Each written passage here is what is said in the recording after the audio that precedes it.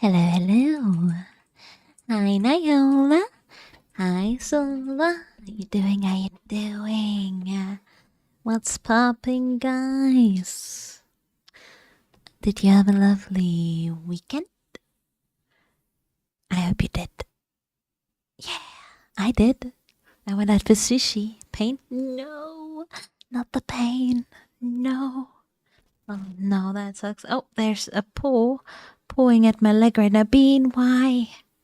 I had 3 days until today. Oh, fuck yeah. That's amazing. I'm so jealous. I say that as if I did fuck all and tomorrow's event day. Oh. Well, hell yeah. But at least then you had some free time before that. That's good. I had a good weekend at least. I went out to get sushi and I bought a few Christmas presents. I bought my brother like this bottle of alcohol.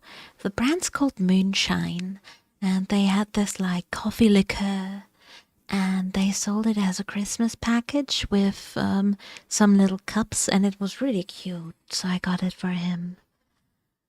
And they let me test all the alcohols I wanted to try. Like I was thinking about buying for him, so I had like a few shots just at the store to test them out, and it was fucking amazing.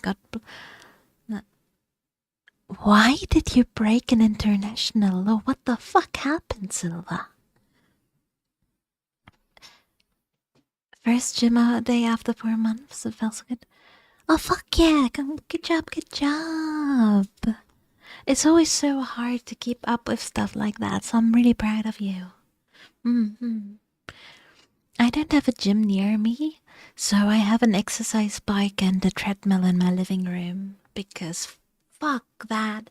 I don't want to travel an hour just to get to the gym. I forgot about a certain detail. Oh, it happened. Surely it's fine. Surely it's fine. What they gonna do? Sue you? Maybe. Probably not. But yeah, I got Christmas presents and I ate sushi. And I'm going out on Saturday to get the remaining Christmas presents because I didn't buy all of them. Yeah. I actually also bought like grocery stores. I found oyster sauce in a squeezy bottle, and honestly, that's fucking banging because it's always so painful to get out of like the bottles, and a squeezy bottle's just gonna make it so much easier.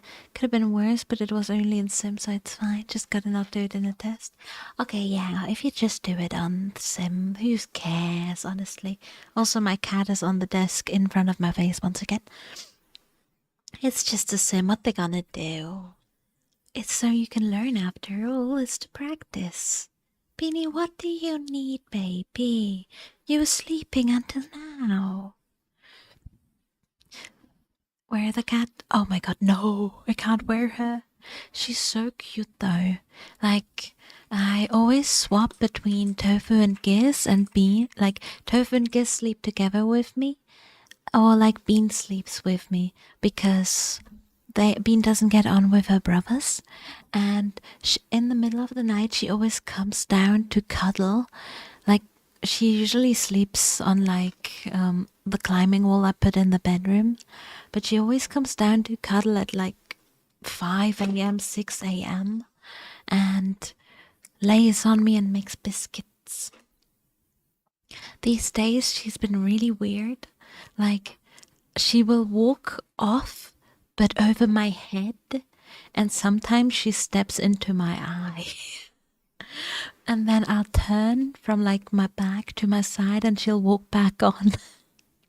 It's like she knows that I feel uncomfortable and need to switch sides. She's such a baby, but she's so sweet. Test is next week. You can do it, you can do it. I'm sure you'll pass. And I can't put her on my head. She actually fucking hates being picked up.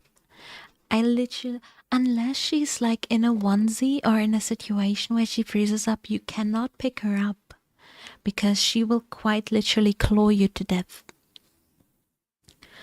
I have to put on like a onesie to actually do any of that. Being you're so cute, but you're a bitch. I love you. I just wish you would have done this earlier and not now. She just wants cuddles now. See, yeah. Like Tofu and Giz I can easily pick up. They can be flung around like in any position. But Bean is really like stubborn, if that's the right word. She's lovely but stubborn. The cat knows you're streaming. She honestly does, because like if I ever do any recordings and she is in the room, she will come over and disrupt anything I do. She always does it. Yesterday she didn't when I recorded the ASMR video because she was in the living room and the other two were outside. But otherwise I would have taken a lot longer to record. She is such a little menace. And now she clicked my OBS away. But she's moving away now. Oh my god, yes. We can hang out later. You do ASMR videos too, you mean? Yeah, I did one yesterday. I've not done it before, but I recorded my first one yesterday and put it on my YouTube. So if you want to check that out, new comfort streamer. Thank you. And hi Jay, how you doing? How you doing? What's poppin', my gamer?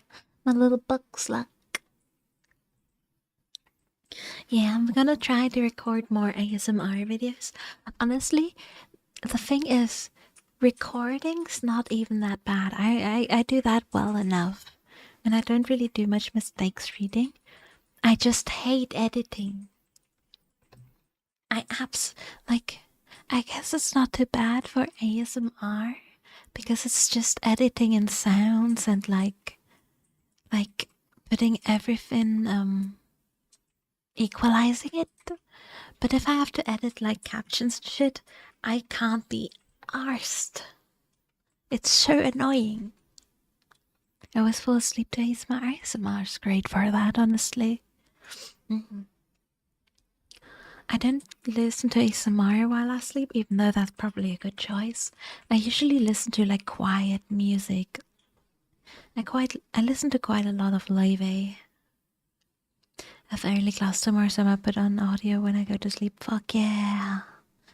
Early classes suck. Editing is pain, honestly. Yeah. You tried your best, you mean? Yeah, I did. To be fair, I got that done in like 2 hours or something like that. Like an hour for recording and like editing the... Nah. I don't know. I think the recording took a lot longer just because I had to fish out train fucking noises. I'm a much piano jazz type of person. Oh, piano jazz is lovely. I fucking love jazz. Sleeping to metal for the win. I used to do that as a teenager. Yeah. And like, I used to also listen to like League of Legends streamers as a teenager to sleep. My parents were not amused, to say the least.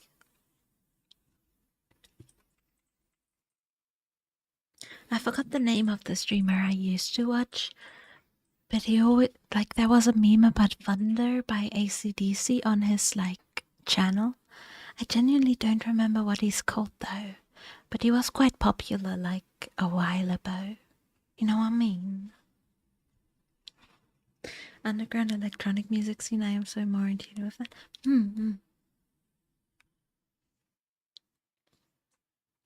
I think it's always so interesting how everyone likes different types of music, because like I'm really into like indie, jazz, and like just general like girly pop. A bunch of Nightwish is amazing. I haven't listened to them in a long time though, but they're so good. Hi Clank, how you doing? How you doing? Happy Wednesday. I love to. Nightwish is on. I feel like Nightwish is like a band that everyone kind of listens to at some point. It's so good. I love them so much. I still love them. I just don't listen to them these days.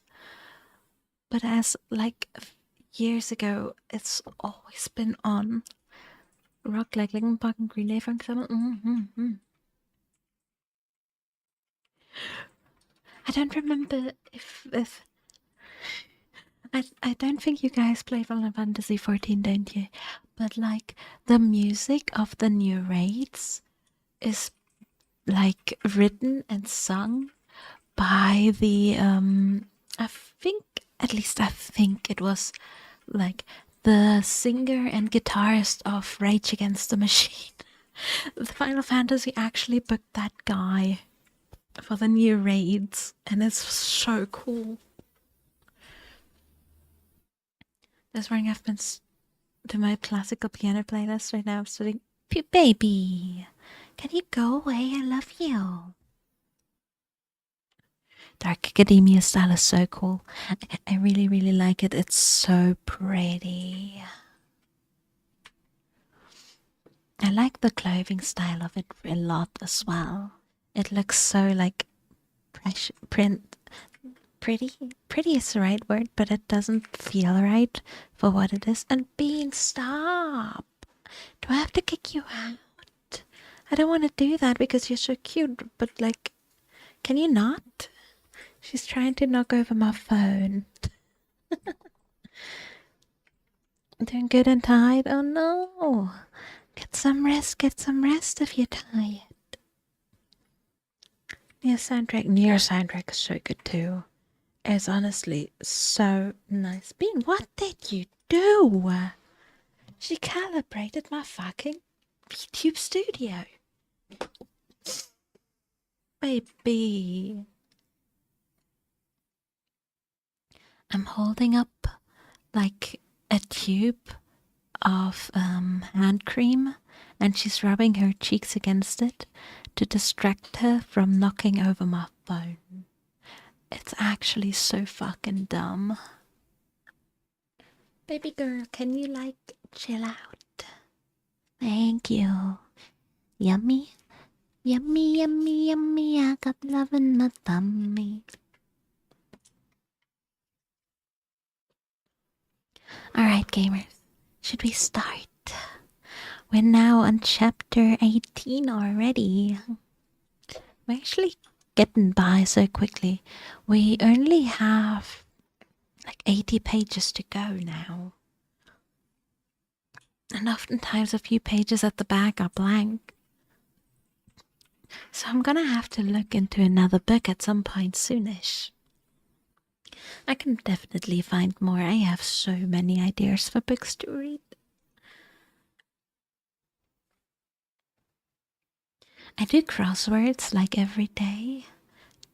Like from like the one, like the company that does World 2. I forgot the name of them. And they had a question about Wuthering Heights today. And I don't understand. Because they ask about the setting of Wuthering Heights. And none of it fit. It only had 4 letters. True cat lady behavior. Okay, but I really like doing it, okay? Every day when I go to bed, I do like all of their like puzzles, and I do the crossword after dinner. That's like my routine. Hi, Ass, how you doing? How you doing? Happy Wednesday. I love cat lady behavior. It's so fucking banging. And hi, Vera. How you doing? How you doing? What's poppin'? That's pretty nice, but I bully. I don't really care if you bully, honestly. I don't mind at all. Calda does it all the time as well. I'm used to it.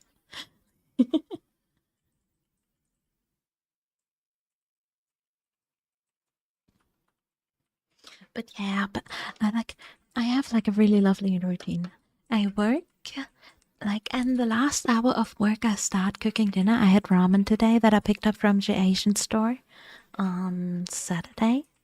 Then I watch anime when I have dinner. I watch 2 episodes of Gundam Seed Destiny. And then I do my crossword. I shower. And then I stream. And that's basically my routine every Wednesday and Friday. And after stream, I go to bed and I do the rest of like the puzzles when they upload it for the next day. And then rinse and repeat. I'm going to finish my PC build soon. I'm so happy. Oh, fuck yeah. Good job, good job. PC building is like scary. I'm not good with that type of stuff. When I got my current PC, I had someone else build it like through a website. And they then like shipped the website, then shipped it to me. But I had no idea. Don't explode, no. Don't do it. And fuck yeah, 5 stream streak, Farah. Love you. It's easier than it sounds. It probably is. I just don't trust myself with it. I love tasks like that, but it's too expensive to fuck up. Because like my PC is like $2,000 or something like that. It's not the most expensive, but it's also quite expensive, and I don't want to break something because I wasn't careful enough.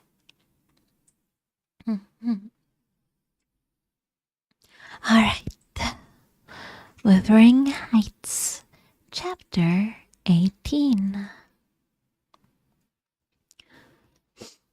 The 12 years, continued Mrs. Dean, following that dismal period, were the happiest of my life. As long as you don't scrape or drop stuff, it's not gonna break probably. I guess so. Yeah, you're probably right. It still scares the shit out of me. And I love building shit. It's literally what I would have done for work if it paid well to the goldsmithing. But it doesn't. My greatest troubles in the passage rose from a little lady's trifling illnesses, which she had to experience in common with all children, rich and poor. For the rest, after the first 6 months, she grew like a larch, and could walk and talk too, in her own way before the hearth blossomed the second time over Mrs. Linton's dust. She was the most winning thing that ever brought sunshine into a desolate house. A real beauty in face, with the Earnshaw's handsome dark eyes, but the Linton's fair skin and small features, and yellow curling hair. Her spirit was high, though not rough, and qualified by a heart sensitive and lively to excess in its affection. That capacity for intense attachments reminded me of her mother. Still, she did not resemble her, for she could be soft and mild as a dove, and she had a gentle voice and pensive expression. Her anger was never furious, her love never fierce, it was deep and tender. However, it must be acknowledged, she had faults to foil her gifts. A propensity to be saucy was one, and a perverse will that indulged children invariably acquire, whether they good-tempered or cross. If a servant chanced to vex her, it was always, "I shall tell papa," and if he reproved her, even by a look, you would have thought it a heart-breaking business. I don't believe he ever did speak a harsh word to her. He took her education entirely on himself, and made it an amusement. Fortunately, curiosity and quick intellect made her an apt scholar. She learned rapidly and eagerly, and did honor to his teachings. Do you have a Discord too? I do. It's like an ongoing work in progress, but I do. Wait, let me get the link. I think it's also in my description. but I might as well post it again. Wait a second. Did I copy the right one? Yes, I do. Here you go, here you go.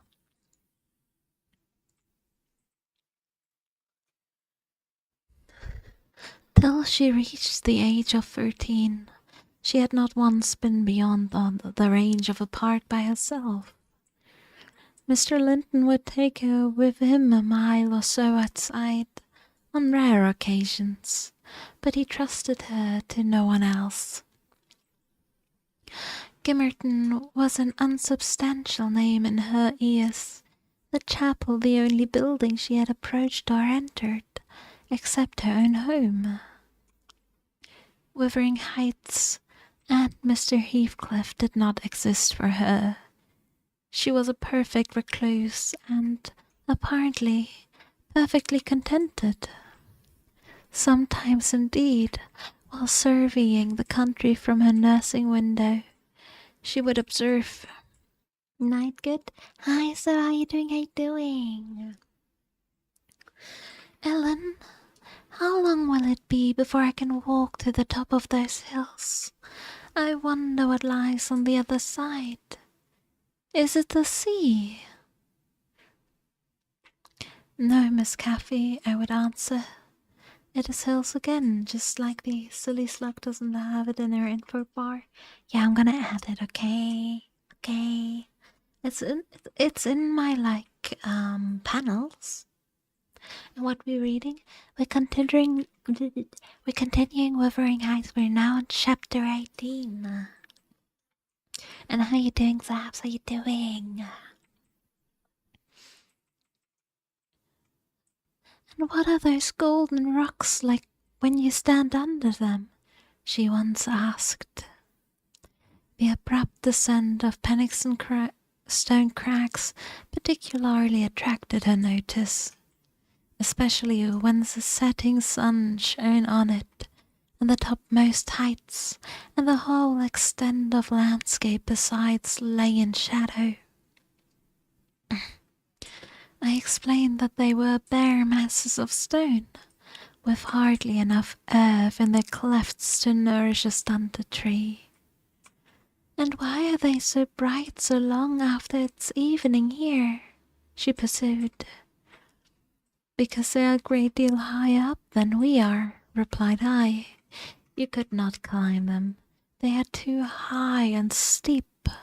In winter the frost is always there before it comes to us, and deep into summer I have found snow under the black hollow of the northeast side." "I'm doing okay. Oh, fuck yeah. I'm glad. So is the season of static schedule returning? It is. Well, to be fair, it's not fully returning, is it now? We're just gonna do the normals. And once Christmas is over and the New Year's around for raids, for like Savage, that's when we'll return. It's like a month longer.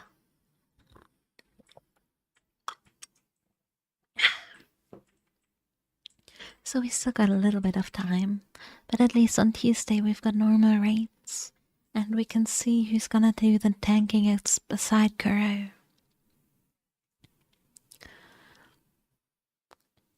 "Oh, you have to be on them," she cried gleefully. "Then I can go too, when I am a woman.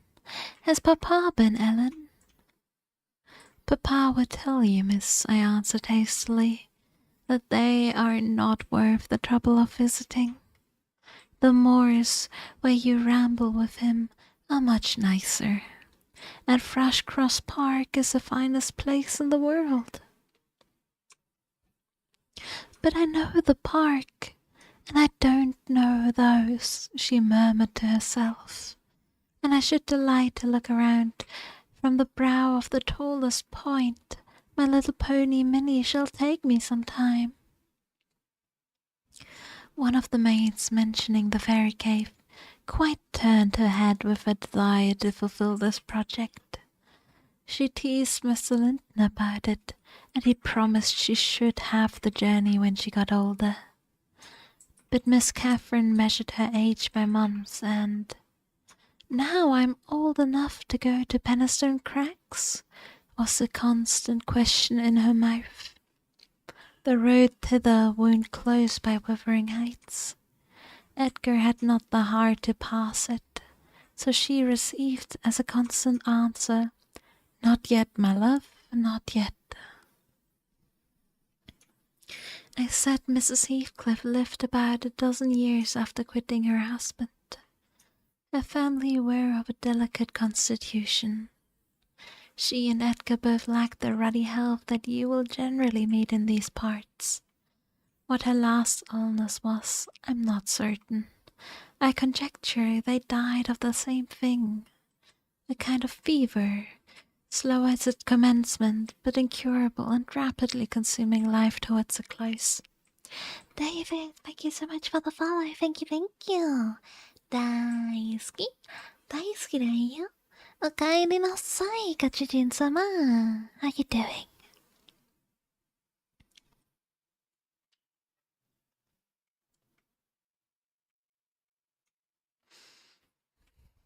She wrote to inform her brother of the probable conclusion of a 4 months' indisposition, under which she had suffered, and entreated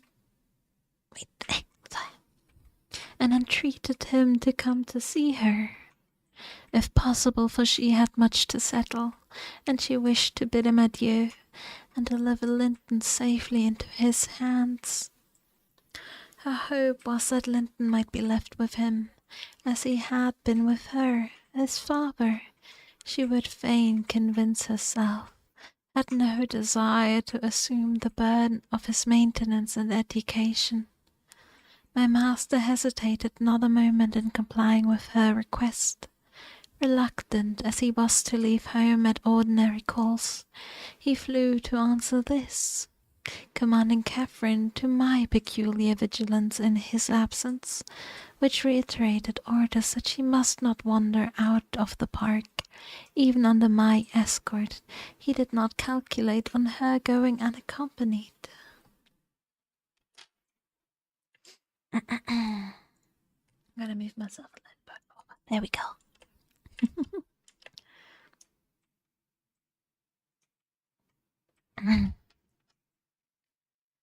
He was away 3 weeks. The first day or two, my charge sat in the corner of the library, too sad for either reading or playing. In that quiet state she caused me little trouble, but it was succeeded by an interval of impatient, fretful weariness, and being too busy and too old then to run up and down amusing her, I hit on a method by which she might entertain herself. I used to send her on her travels round the grounds, now on foot and now on pony, indulging her with a patient audience of all her real and imaginary adventures when she returned.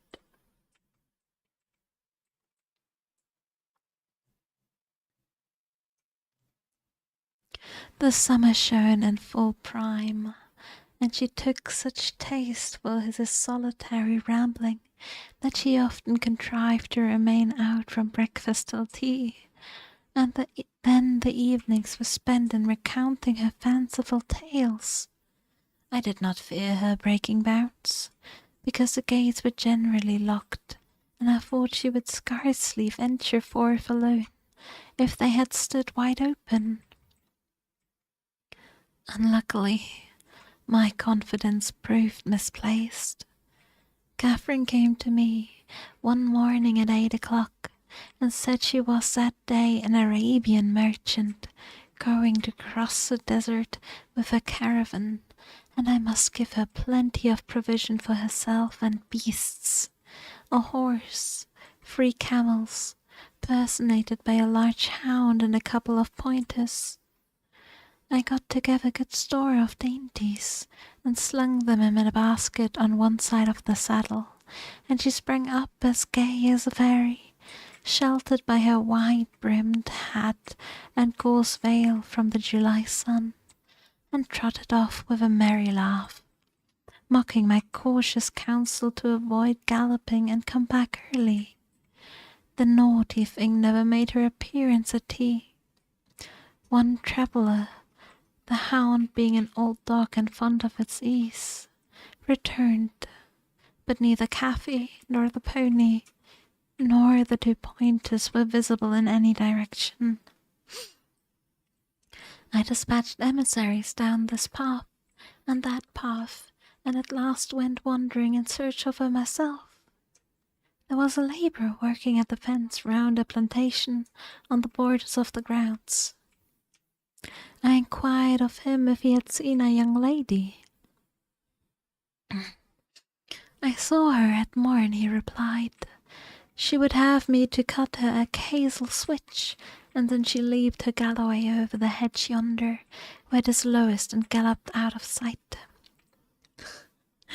Dummy mummy a woo. Thank you so much for the follow, thank you. Daisuki, daisuki da yo. Okaeri nasai, Gachijin-sama. You may guess how I felt after hearing this news. It struck me directly she must have started for Penistone Crags. What will become of her? I ejaculated, pushing through a gap which the man was repairing, and making straight to the high road. I walked as if for a wager, mile after mile, till a turn brought me in view of the heights. But no Catherine could I detect, far or near. You what? What? That's Dummy Mummy Uwe's name. Fuck. Thank you for the hydrate, Dummy. Thank you.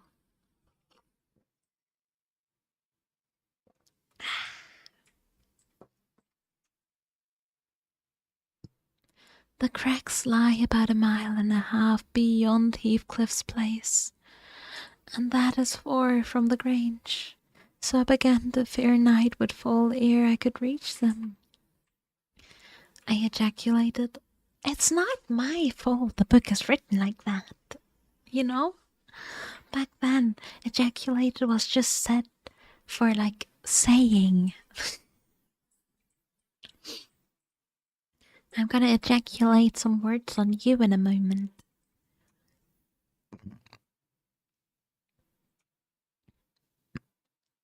And what if she should have slipped in clambering among them, I reflected, and been killed, or broken some of her bones? My suspense was truly painful, and at first it gave me delightful relief to observe, in hurrying by the farmhouse, Charlie, the fiercest of the pointers, lying under a window, with swelled head and bleeding ear. I opened the wicket and ran to the door, knocking vehemently for admittance. A woman whom I knew, and who formerly lived at Gimmerton, answered. She had been a servant there since the death of Mr. Earnshaw. "Ah," she said, "you're come a-seeking your little mistress. Don't be frightened, she's here safe, but I'm glad it isn't the master." "He isn't at home then, is he?" I panted, quite breathless with quick walking and alarm. The more I listen to your voice, the more it reminds me of Yaimika from Genshin. Hey yo, thank you. I think that's a great compliment. Yaimika is so hot. She's such a pretty character. No, she replied. Buffy and Joseph are off, and I think they won't return this hour or more. Step in and rest you a bit. I entered and beheld my stray lamb seated on the hearth, rocking herself in a little chair that had been her mother's when a child. Her head was hung against the wall, and she seemed perfectly at home, laughing and chattering in the best spirits imaginable to Hareton, now a great strong lad of 18, who stared at her with considerable curiosity and astonishment, comprehending precious little of the fluent succession of remarks and questions which her tongue never ceased pouring forth. "Very well, miss. I exclaimed, concealing my joy under an angry countenance. This is your last ride, till Papa comes back. I'll not trust you over the threshold again, you naughty, naughty girl. Ah, Ellen, she cried gaily, jumping up and running to my side. I shall have a pretty story to tell tonight. And so you found out. Have you ever been here in your life before? Put that hat on and home at once, said I. I'm dreadfully grieved at you, Miss Caffey. You've done extremely wrong. It's no use pouting and crying. That won't repay the trouble I've had, scouring the country after you. To think how Mr. Linton charged me to keep you in, and you stealing off so. It shows you're a cunning little fox, and nobody will put faith in you any more. What have I done? Sobbed she, instantly checked.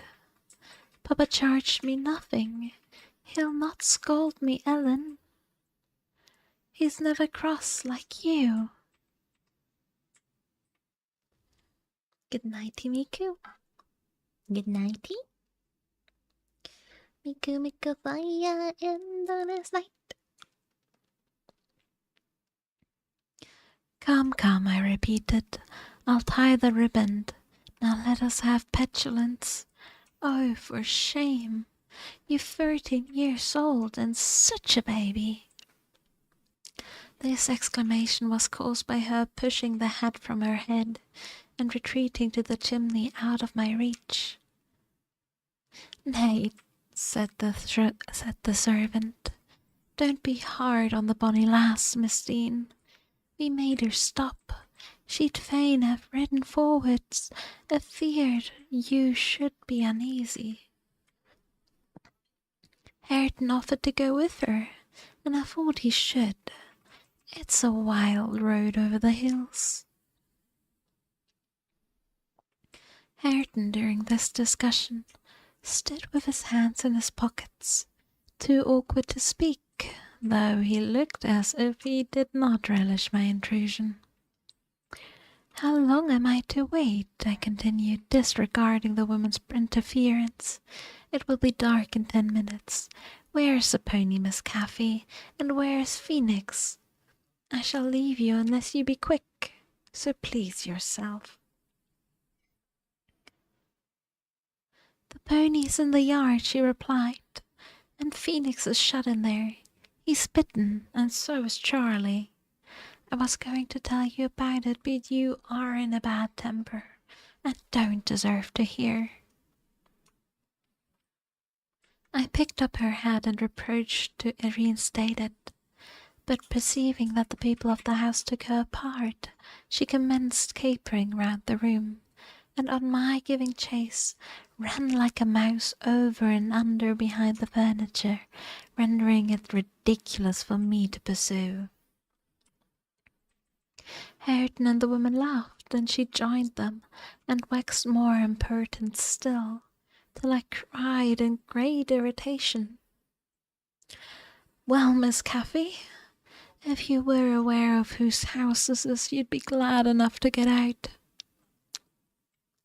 "It's your father, isn't it?" said she, turning to Hareton. "Nay," he replied, looking down and blushing bashfully. He could not stand the steady gaze from her eyes, though they were just his own. "Whose then? Your master's?" He coloured deeper, with a different feeling, muttered an oath, and turned away. "Who is his master?" continued the tiresome girl, appealing to me. "He talked about our house and our folk. I thought he had been the owner's son. And he never said miss. He should have done, shouldn't he, if he's a servant?" Hareton grew black as a thundercloud at this childish speech. I silently shook my questioner, and at last succeeded in equipping her for departure. Now get my horse, she said, addressing her unknown kinsman, as she would one of the stable boys at the Grange, and you may come with me. I want to see where the goblin hunter rises in the march, and to hear about the parishes, as you call them. But make haste.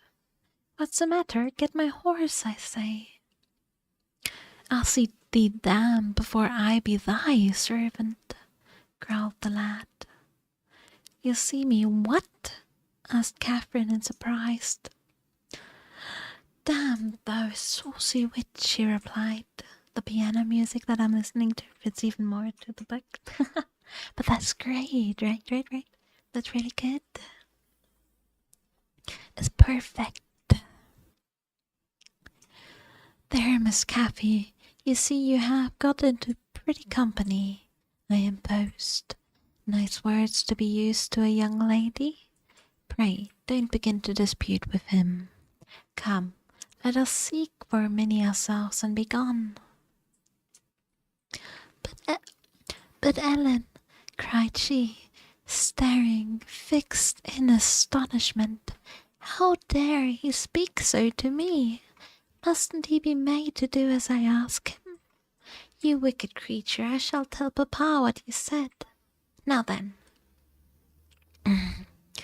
Hareton did not appear to feel this threat, so the tears sprang into her eyes with indignation. You bring the pony, she exclaimed, turning to the woman, and let my dog free this moment. Softly, miss, she answered she addressed. You'll lose nothing by being civil. Though a Mr. Hareton here, be not the master's son, he's your cousin, and I was never hired to serve you. He's my cousin? Cried Cathy, with scornful laugh. Yes, indeed, responded her approver. Oh, Ellen, don't let them say such things, she pursued in great trouble. Papa has gone to fetch my cousin from London. My cousin is a gentleman's son. But she stopped and wept outright, upset at the bare notion of relationship with such a clown. Fuji, thank you so much for the follow. Thank you. Daisuki, daisuki da yo. Okaeri nasai, Gochujin-sama. I'm gonna have a quick sip. How you doing, Fuji? How you doing? How's your day going? Hush, hush, I whispered. People can have many cousins and of all sorts. Miss Cathy, without being any of the worse for it. Only they needn't keep their company, if they be disagreeable and bad. He's not my cousin, Ellen, she went on, gathering fresh grief from reflection and flinging herself into my arms for refuge from the idea. Thank you for the hydrate, Silver. Let me have a sip.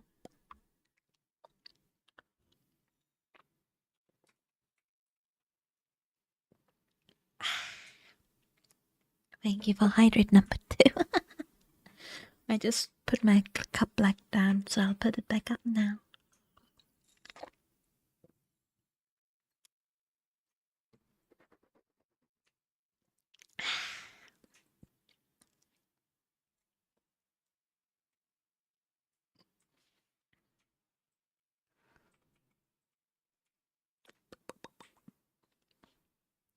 I was much vexed at her and the servant for their mutual revelation. Having no doubt of Linton approaching arrival, communicated by the former being reported to Mr. Heathcliff, and feeling as confident that Catherine first thought of her father's return would be to seek an explanation of the latter's assertion concerning her rude-bred kindred. Gute Nacht, Fräulein, gute Nacht, gute Nacht. Schlaf gut. And thank you for another hydrate. A cluck cluck.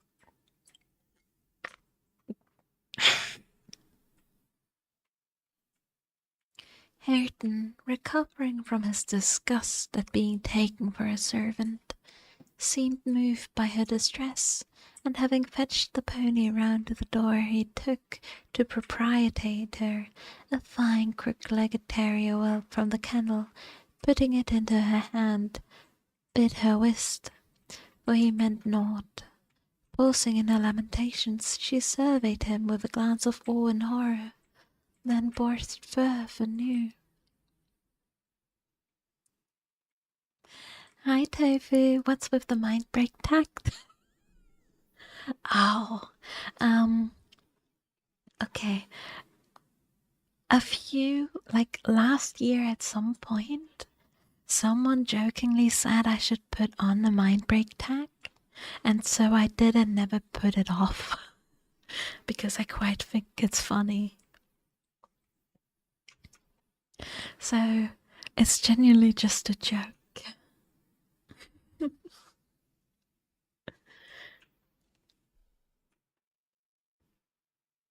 Yeah. The mind break tag is just too funny to remove it at this point.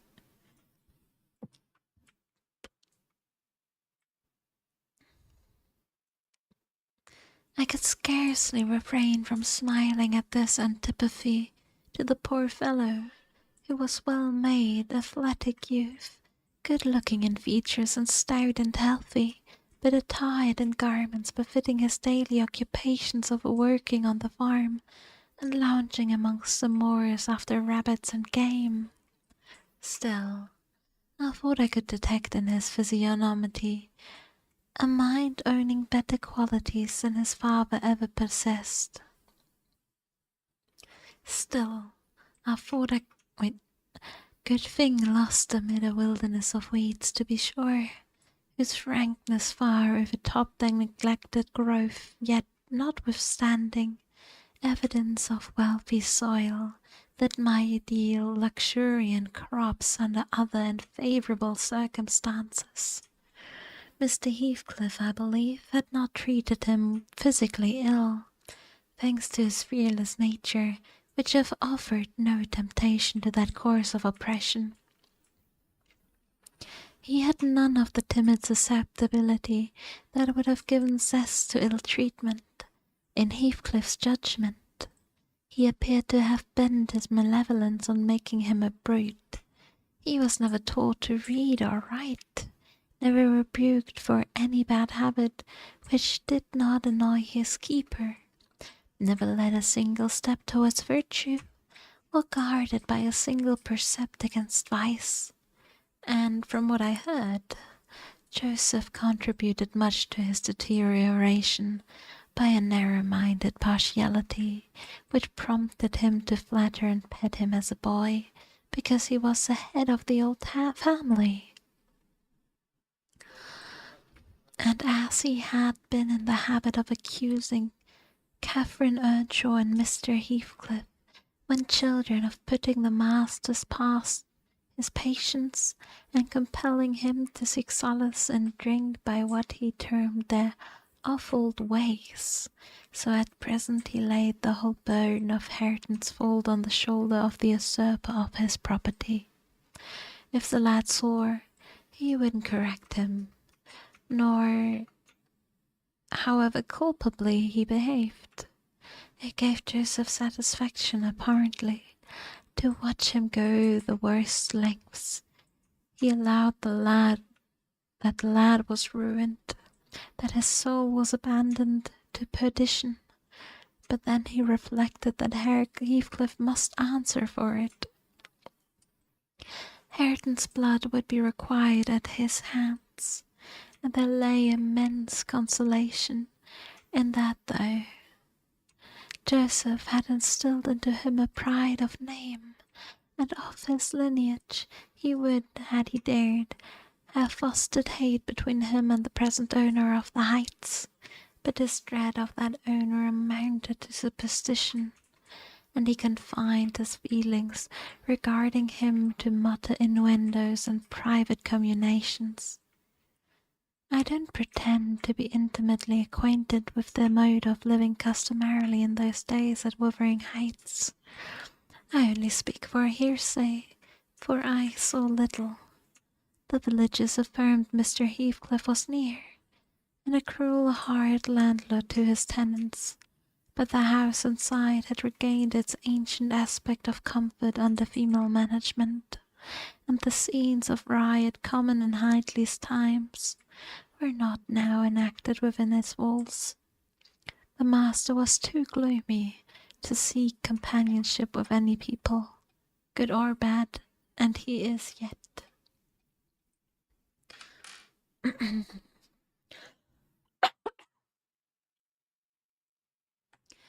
This, however, is not making progress with my story. Miss Cathy rejected the peace offering of the terrier and demanded her own dogs, Charlie and Phoenix. They came limping and hanging their heads, and we set out for home. Sadly out of sorts, every one of us. I could not wring from my little lady how she had spent the day, except that, as I suppose, the goal of her pilgrimage was Penistone Crags, and she arrived without adventure to the gate of the farmhouse when Haddon happened to issue forth, attended by some canine followers who attacked her train. They had a smart battle before the owners could separate them. That formed an introduction. Catherine told Hareton who she was and where she was going, and asked him to show her the way, finally beguiling him to accompany her. He opened the mysteries of the fairy cave and 20 other queer places. But being in disgrace, I was not favoured with a description of the interesting objects she saw.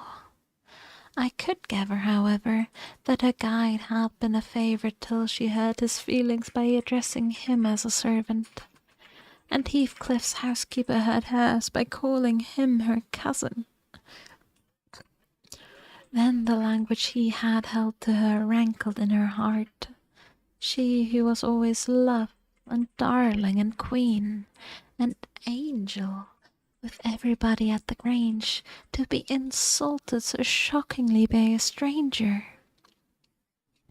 She did not comprehend it, and hard work I had to obtain a promise that she would not lay the grievance before her father. I explained how he objected to the whole household at the Heights, and how sorry he would be to find she had been there. But I insisted most on the fact that if she revealed my negligence of these orders, he would perhaps be so angry that I should have to leave. And Cathy could not bear that prospect. She pledged her word, and kept it for my sake.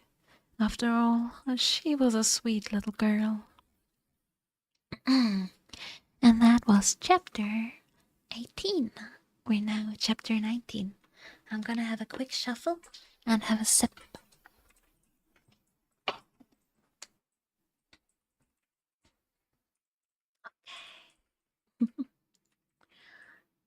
Okay, let's have a sip.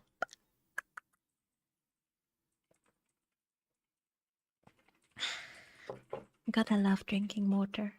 Water's so good, isn't it? How can anyone not love it? Because I do. And what I do is important. Just kidding.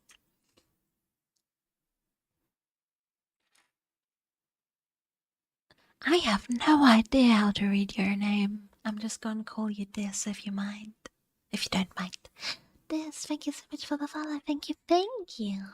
大好き大好きだよ。おかえりなさい、ガチュジン様。I'm sorry. I have absolutely no idea how I should read that name. This 66 cracked is how I would read it.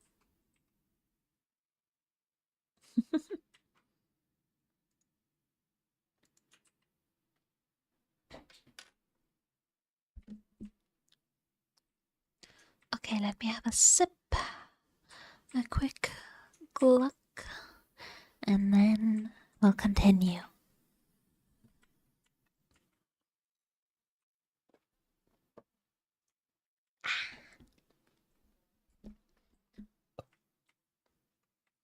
Wuthering Heights, Chapter 19. A letter, etched with black, announced the day of my master's return. Isabella was dead, and he wrote to bid me get mourning for his daughter, and arrange a room and other accommodations for his youthful nephew. Catherine ran wild with joy at the idea of welcoming her father back, and indulged most sanguine anticipations of the innumerable excellencies of her real cousin. The evening of the expected arrival came. Since early morning she had been busy ordering her own small affairs, and now attired in her new black frock. Poor thing! Her aunt's death impressed her with no definite sorrow. She obliged me by constant worrying to walk with her down through the grounds to meet them. Hi Grace, how you doing? How you doing? How's your day going? Linton is just 6 months younger than I am, she chattered as we strolled leisurely over the swells and hollows of the mossy turf, under shadow of the trees. How delightful it would be to have him for a playfellow. Aunt Isabella sent Papa a beautiful lock of his hair. It was lighter than mine, more flaxen and quite as fine. I have it carefully preserved in a little glass box, and have often thought what a pleasure it would be to see its owner. Oh, I am happy, and Papa dear, dear Papa, come Ellen, let us run, come run. Wasn't feeling too well last night, you mean? My sleep was mostly adequate. Oh no, I hope you feel better soon though.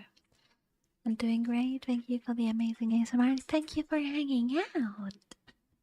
I'm glad you're doing great. Especially now because it's like sick times. Everyone's getting sick at the moment, so it's nice when people are not.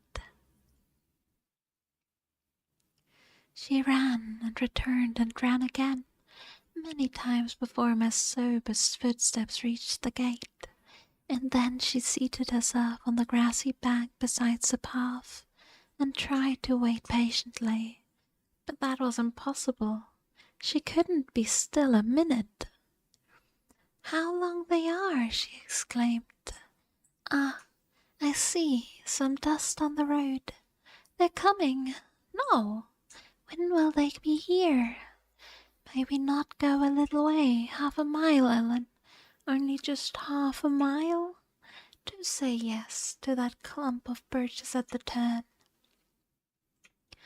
I refused staunchly. At length her suspense was ended. The travelling carriage rolled in sight. Miss Cathy shrieked and stretched out her arms as soon as she caught her father's face looking from the window. He descended, nearly as eager as herself, and a considerable interval elapsed ere they had the thought to spare for anything but themselves. While they exchanged caresses, I took a peep in to see after Linton. He was asleep in a corner, wrapped in a warm fur-lined cloak, as if he had been in winter, a pale, delicate, effeminate boy, who might have been taken for my master's younger brother, so strong was the resemblance, but there was a sickly peevishness in his aspect that Edgar Linton never had. The latter saw me looking, and having shaken hands advised me to close the door, and leave him undisturbed, for the journey had fatigued him. Cathy would fain have taken one glance, but her father told her to come, and they walked together up the park, while I hastened before to prepare the servants. Now, my darling, said Mr. Linton, addressing his daughter as they halted at the bottom of the front steps, your cousin is not so strong or so merry as you are, and he has lost his mother, remember, a very short time since. Therefore don't expect him to play and run around with you directly. And don't harass him. Let him be quiet this evening, at least, will you? Yes, yes, Papa, answered Catherine, but I do want to see him, and he hasn't once looked out. The carriage stopped, and the sleeper, being aroused, was lifted to the ground by his uncle. This is your cousin, Linton, he said, putting their little hands together. She's fond of you already, and mind you don't grieve her by crying tonight. Try to be cheerful now. The travelling is at an end, and you have nothing to do but rest and amuse yourself as you please. Let me go to bed then, answered the boy, shrinking from Catherine's salute, and he put his fingers to remove incipient tears. Come, come, there's a good child, I whispered, leading him in. You'll make her weep too. See how sorry she is for you. Guten Morgen, guten Morgen, guten Morgen. I can't sit on a chair, sobbed the boy.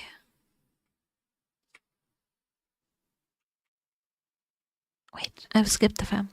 I do not know whether it was sorrow for him, but his cousin put on as sad a countenance as himself, and returned to her father. All three entered and mounted the library, where tea was laid already. I proceeded to remove Linton's cap and mantle, and placed him on a chair by the table, but he was no sooner seated than he began to cry afresh. My master inquired what was the matter. I can't sit on a chair, sobbed the boy. Go to the sofa then, and Ellen shall bring you some tea, answered his uncle patiently. He had been greatly tried during the journey. I felt convinced by his fretful ailing charge. Linton slowly trailed himself off and lay down. Kathy carried a footstool and her cup to his side. At first she sat silent, but that could not last. She had resolved to make a pet of her little cousin, as she would have him to be, and she commenced stroking his curls, and kissing his cheek, and offering him tea in her saucer like a baby. This pleased him, for he was not much better. He dried his eyes and lightened into a faint smile. Oh, he'll do very well, said the master to me, after watching them a minute. Very well, if we can keep him, Ellen. The company of a child of his own age will instill new spirit in him soon, and by wishing for strength he'll gain it. Aye, if we can keep him, I mused to myself, and sore misgivings came over me that there might be slight hope of that. And then I thought, however will that weakling live at Wuthering Heights? Between his father and Hareton, what playmates and instructors he'll be. Our doubts were presently decided, even earlier than I expected. Hi, cutie. How you doing, Calder? How you doing? And damn, thank you so much for the resub. Thank you, thank you. 10 months, almost a year. Damn, girl. It's been so long, even though I was gone for a year.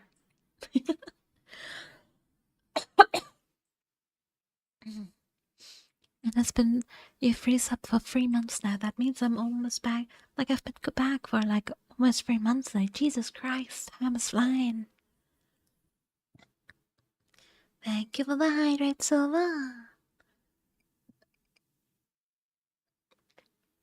It doesn't feel like 11 months. I wonder why. Yeah, I wonder. I definitely streamed the full 11 months. Yeah. I never took a break. More water. I'm almost out. I need to fill up my cup soon. I should have picked a bigger cup. I used one of the smaller ones because the bigger ones are all in the dishwasher.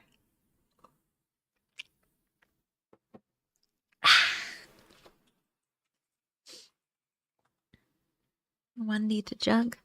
I have like a 500 milliliter water bottle at my bedside table that I use for like nights. Yeah, it's the birthday merch for Flayon. Mm-mm. I think from last year or the year before. I think the year before. Pea bottle. No, I don't have a penis. I can't do that. I probably could if I really wanted to, but that sounds terrible. When humor merch? I don't know. Merch would be quite nice. Try? No. I'd rather just go to the bathroom. It's not that far.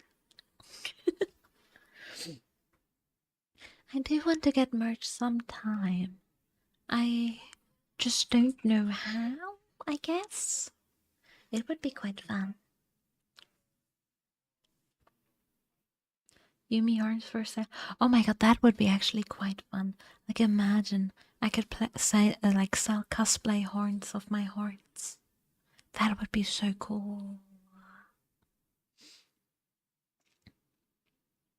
Our doubts were presently decided, even earlier than I expected.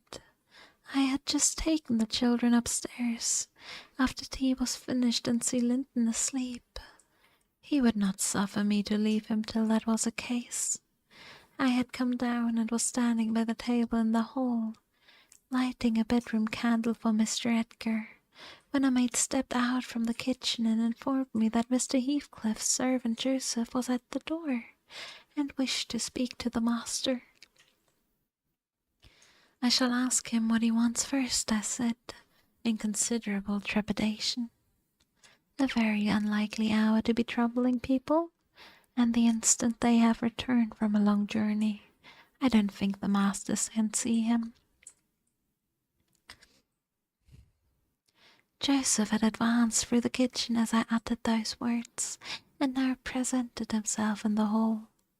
He was donned in his Sunday garments, with his most sanctimonious and sourest face, and holding his hat in one hand and his stick in the other, he proceeded to clean his shoes on the mat.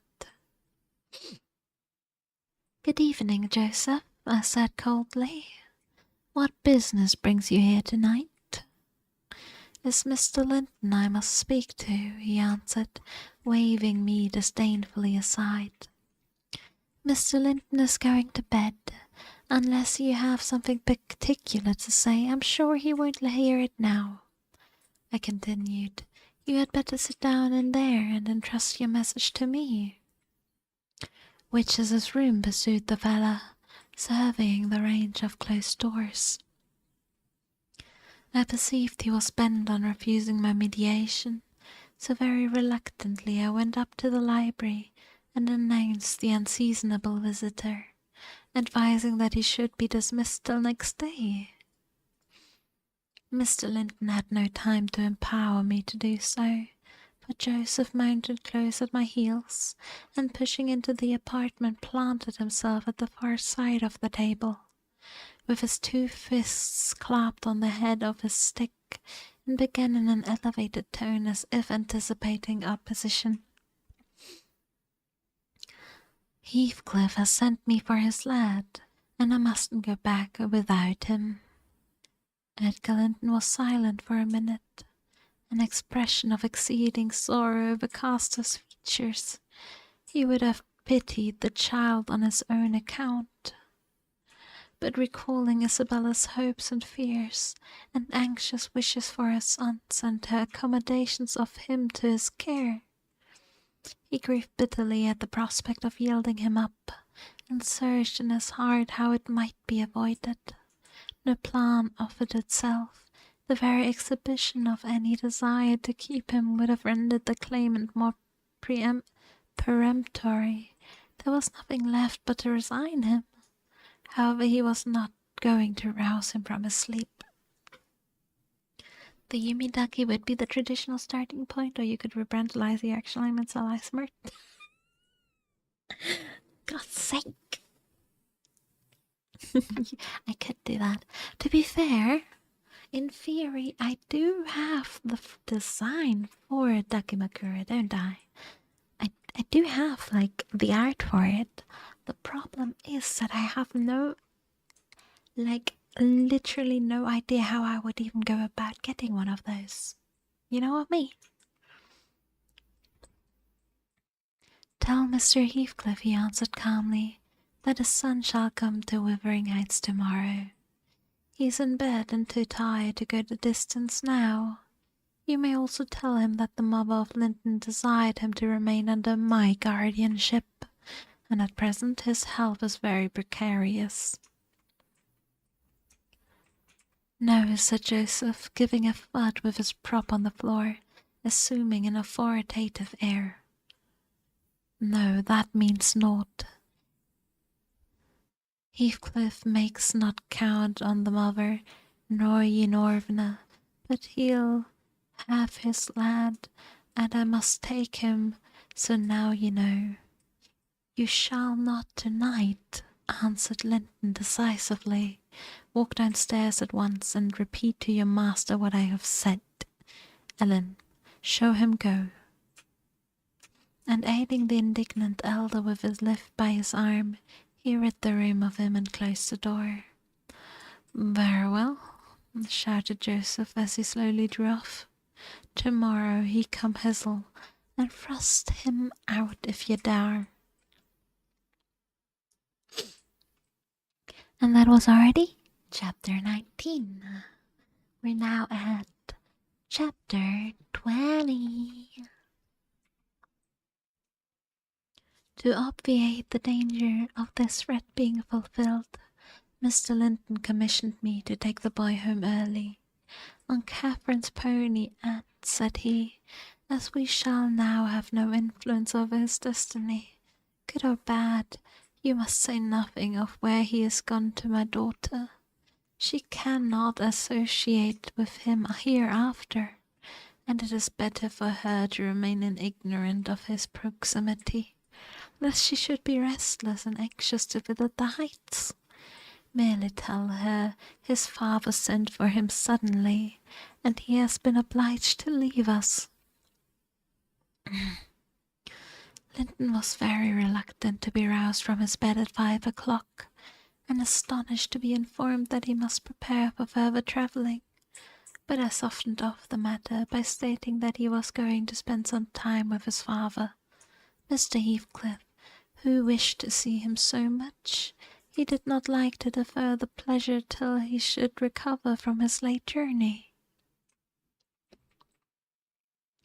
My father, he cried in strange perplexity. Mamma never told me I had a father. Where does he live? I'd rather stay with uncle. He lives a little distance from the Grange, I replied, just beyond those hills. Not so far, but you may walk over there when you get hearty. And you should be glad to go home and to see him. You must try to love him, as you did your mother, and then he will love you.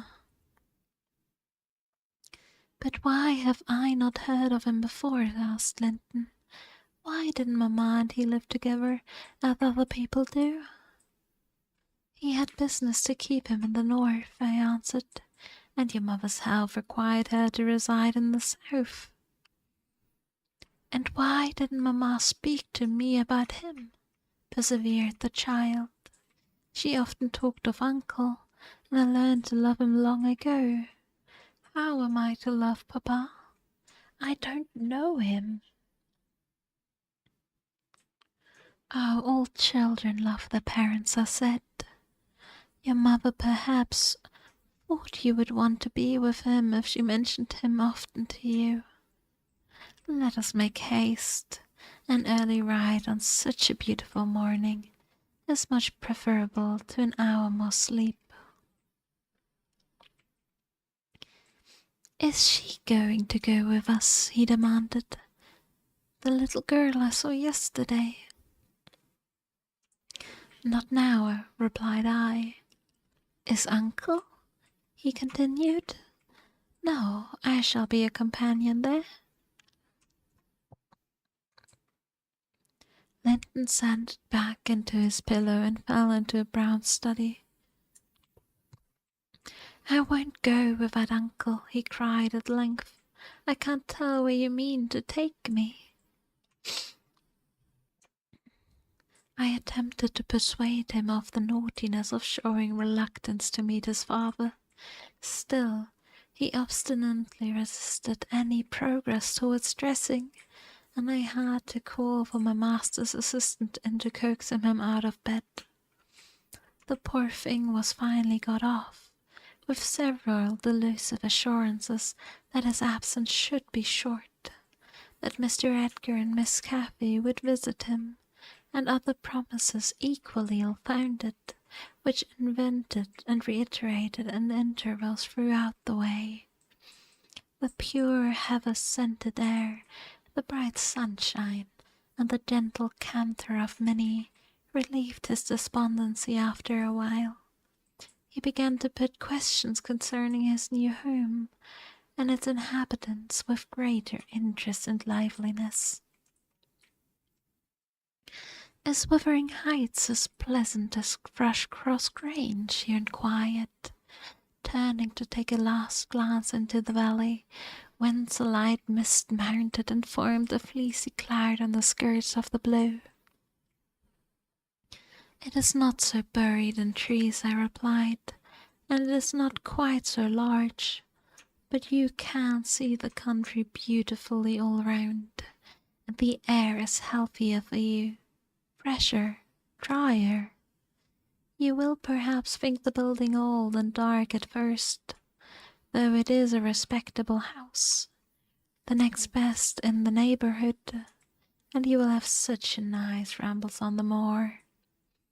Hareton Earnshaw, that is Miss Cathy's other cousin, and so yours in a manner, will show you all the sweetest spots, and you can bring a book in fine weather, and make a green hollow your study, and now and then your uncle may join you in a walk.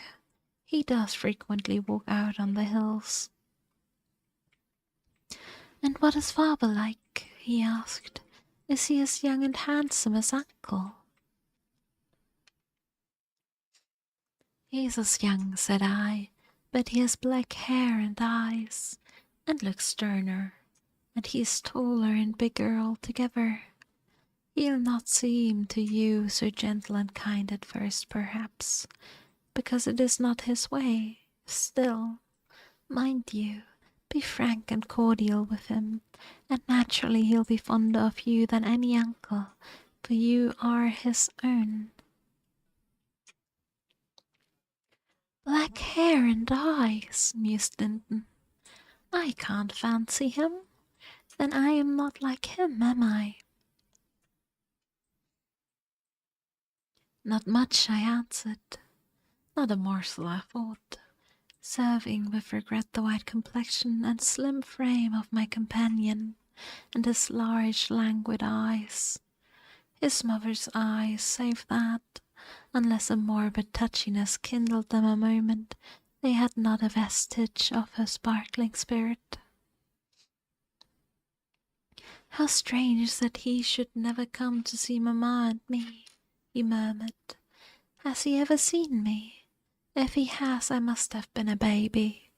I remember not a single thing about him. Why, Master Linton, said I. 300 miles is a great distance, and 10 years seem very different in length to a grown-up person, compared with what they do to you. It is probably Mr. Heathcliff proposed going from summer to summer, but never found a convenient opportunity, and now it is too late. Don't trouble him with questions on the subject. It will disturb him for no good. The boy was fully occupied with his own cogitations for the remainder of the ride, till we halted before the farmhouse garden gate. I watched to catch his impression of his countenance. He surveyed the caved front and low-browed lattices, the straggling gooseberry bushes and crooked veers, with solemn intentness, and then shook his head, his private feeling entirely disapproved of the exterior of his new abode. But he had sense to postpone complaining. There might be compensation within. Before he dismounted, I went and opened the door. It was 6:30. The family had just finished breakfast. The servants was clearing and wiping down the table. Joseph stood by his master's chair, telling him some tale concerning a lame horse, and Hareton was preparing for the hayfield. "Hello, Nelly," said Mr. Heathcliff when he saw me.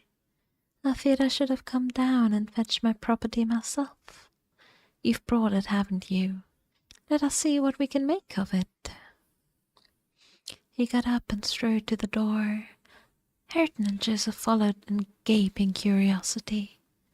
Poor Linton ran a frightened eye over the faces of the three. "Surely," said Joseph, after a grave inspection, "he swooped with you, master, and yon's his lass." Heathcliff, having stirred his son into an ague of confusion, uttered a scornful laugh. "God, what a beauty! What a lovely, charming thing!" he exclaimed. "Haven't they reared it on the snails and sour milk, Nelly? Oh, damn my soul! But that's worse than I expected, and the devil knows I was not sanguine." I bid the trembling and bewildered child get down and enter. He did not thoroughly comprehend the meaning of his father's speech. However, it was intended for him indeed. He was not yet certain that the grim, sneering stranger was his father, but he clung to me with growing trepidation, and on Mr. Heathcliff's taking a seat and bidding him to come hither, he hid his face on my shoulder and wept. "Tut, tut," said Mr. Heathcliff, stretching a hand and dragging him roughly between his knees, and then holding up his head by the chin. "None of that nonsense. We're not going to hurt thee, Linton. Isn't that thy name? Thou art thy mother's child entirely. Where's my share in the puling chicken?" He took off the boy's cap and pushed back his thick and flaxen curls, felt his slender arms and his small fingers, during which examination Linton ceased crying and lifted his great blue eyes to inspect the inspector. "Do you know me?" asked Heathcliff, having satisfied himself that the limbs were all equally frail and feeble. "No," said Linton with a gaze of vacant fear. "You've heard of me, I dare say?" "No," he replied again. "No! What a shame of your mother never to awaken your filial regard for me. You are my son, then. I'll tell you, and your mother was a wicked slut to leave you in ignorance of the sort of father you possessed. Now don't wince and colour up, though it is something to see you have not white blood. Be a good lad, and I'll do for you. Nelly, if you be tired you may sit down. If not, get home again. I guess you'll report what you hear and see to the cipher at the Grange, and this thing won't be settled while you linger about." "Well," I replied, "I hope you'll be kind to the boy, Mr. Heathcliff, or you'll not keep him long, and he is all you have akin in the wide world that you will ever know, remember." "I'll be very kind to him, you needn't fear," he said, laughing. "Only nobody else must be kind to him. I'm jealous of monopolizing his affection, And to begin my kindness, Joseph, bring the lad some breakfast. Hareton, you infernal calf, begone to your work. Yes, Nell, he added, when they had departed, my son is prospective owner of your place, and I should not wish him to die till I was certain of being his successor. Besides, he's mine, and I want the triumph of seeing my descendant fairly lord of the estates, my child hiring their children to till their father's lands for wages. That is the sole consideration which can make me endure the whelp. I despise him for himself, and hate him for the memories he revives. But that consideration is sufficient. He's safe with me, and shall be tended as carefully as your master tends to his own. I have a room upstairs furnished for him in handsome style. I've engaged a tutor also to come 3 times a week from 20 miles distance to teach him what he pleases to learn. I've ordered Hareton to obey him, and in fact I've arranged everything with a view to preserve the superior and the gentleman in him above his associates.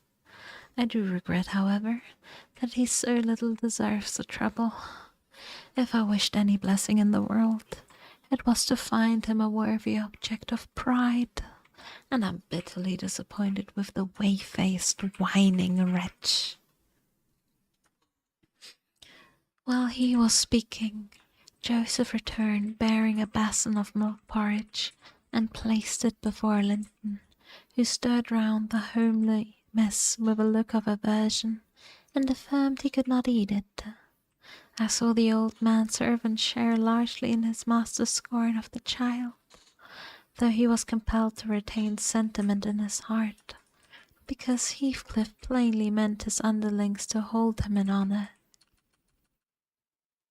"Cannot eat it," he repeated, peering in Linton's face and subduing his voice to a whisper, for fear of being overheard.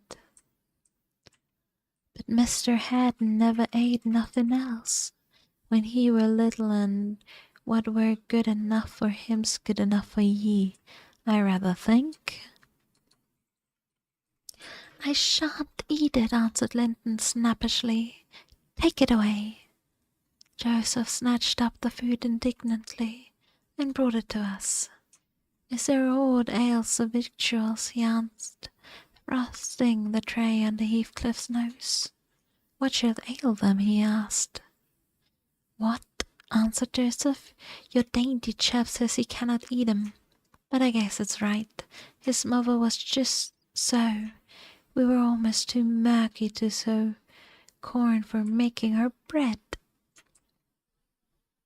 "Don't mention his mother to me," said the master angrily. "Get him something that he can eat, that's all.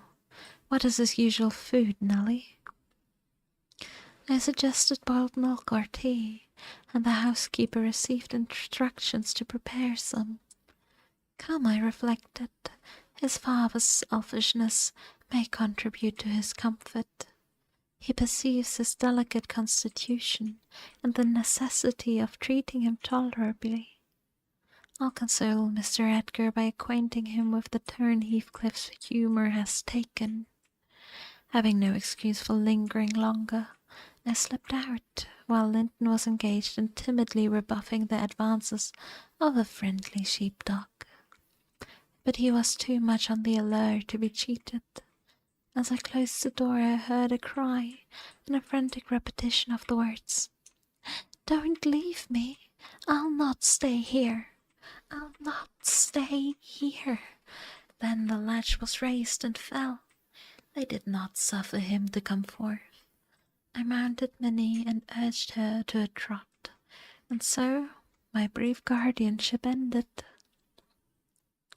And that was chapter 20. We're now at chapter 21. The chapters today are really short, isn't? Or is that just me? I feel like sometimes they're a lot longer, but these are like not much. I'm gonna blow my nose real quick. Give me 1 second. I'm gonna mute myself for that though.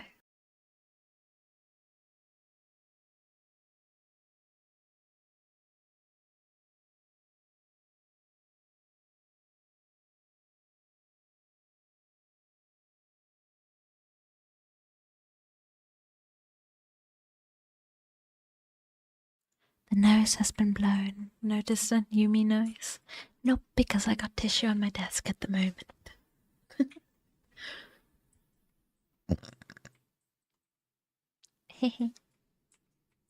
No distant noise today. Just a muted microphone, and thank you for the hydrate.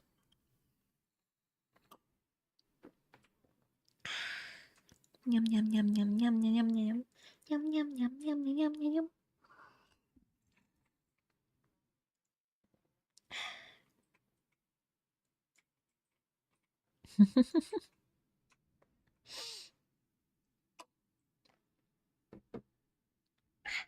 Okay, the drink has been drunk.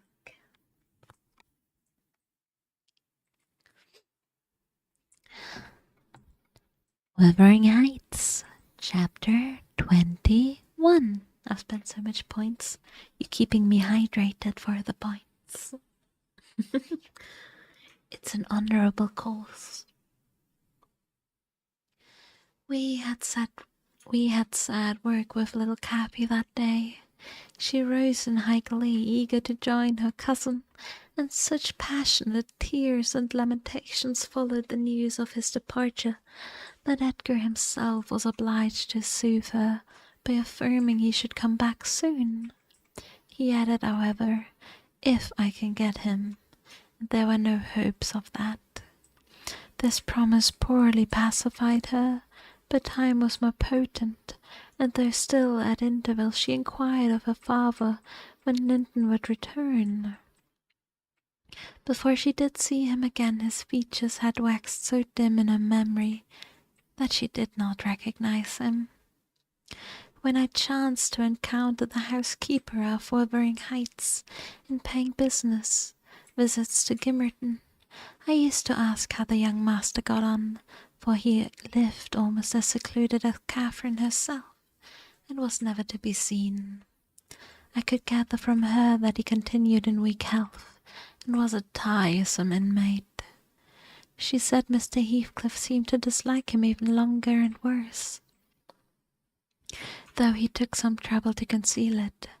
He had an antipathy to the sound of his voice, and could not do at all with his sitting in the same room with him so many minutes together. There seldom passed much talk between them. Linton learned his lessons and spent his evenings in a small apartment they called the parlour, or else lay in bed all day, for he was constantly getting coughs and cold and aches and pains of some sort. And I never known such a faint-hearted creature, added the woman, nor one so careful of hisseln. He will go on if I leave the window open a bit late in the evening. Oh, it's killing, a breath of night air. And he must have a fire in the middle of summer, and Joseph's bucket pipe is poison, and he must always have sweets and dainties, and always milk forever, heeding naught how the rest of us are pinched in winter. There he'll sit, wrapped in his furred cloak in his chair by the fire, with some toast and water or other slop on the hob to sip at, and if Hareton for pity comes to amuse him, Hareton is not bad-natured, though he's rough. They're sure to part, one swearing and the other crying. I believe the master would relish Earnshaw's thrashing him to a mummy, if he were not his son, and I'm certain he would be fit to turn him out of the doors if he knew that half the nursing he's given his'n. But then he won't go into danger of temptation. He never enters a parlour, and should Linton show those ways in the house where he is, he sends him upstairs directly. I divined from this account the utter lack of sympathy had rendered young Heathcliff selfish and disagreeable, if he were not so originally, and my interest in him consequently decayed, though still I was moved with a sense of grief at his lot, and wished that he had been left with us. Mr. Edgar encouraged me to gain information. He thought a great deal about him, I fancy, and would have run some risk to see him, and he told me once to ask the housekeeper whether he came into the village. She said he had only been twice, on horseback accompanying his father, and both times he pretended to be quite knocked up for 3 or 4 days after. That housekeeper left, if I recollected rightly, 2 years after he came, and another, whom I did not know, was her successor. She lives there still. Time wore on at the Grange in its former pleasant way till Miss Cathy reached 16. On the anniversary of her birth, we never manifested any signs of rejoicing, because it was also the anniversary of my late mistress's death.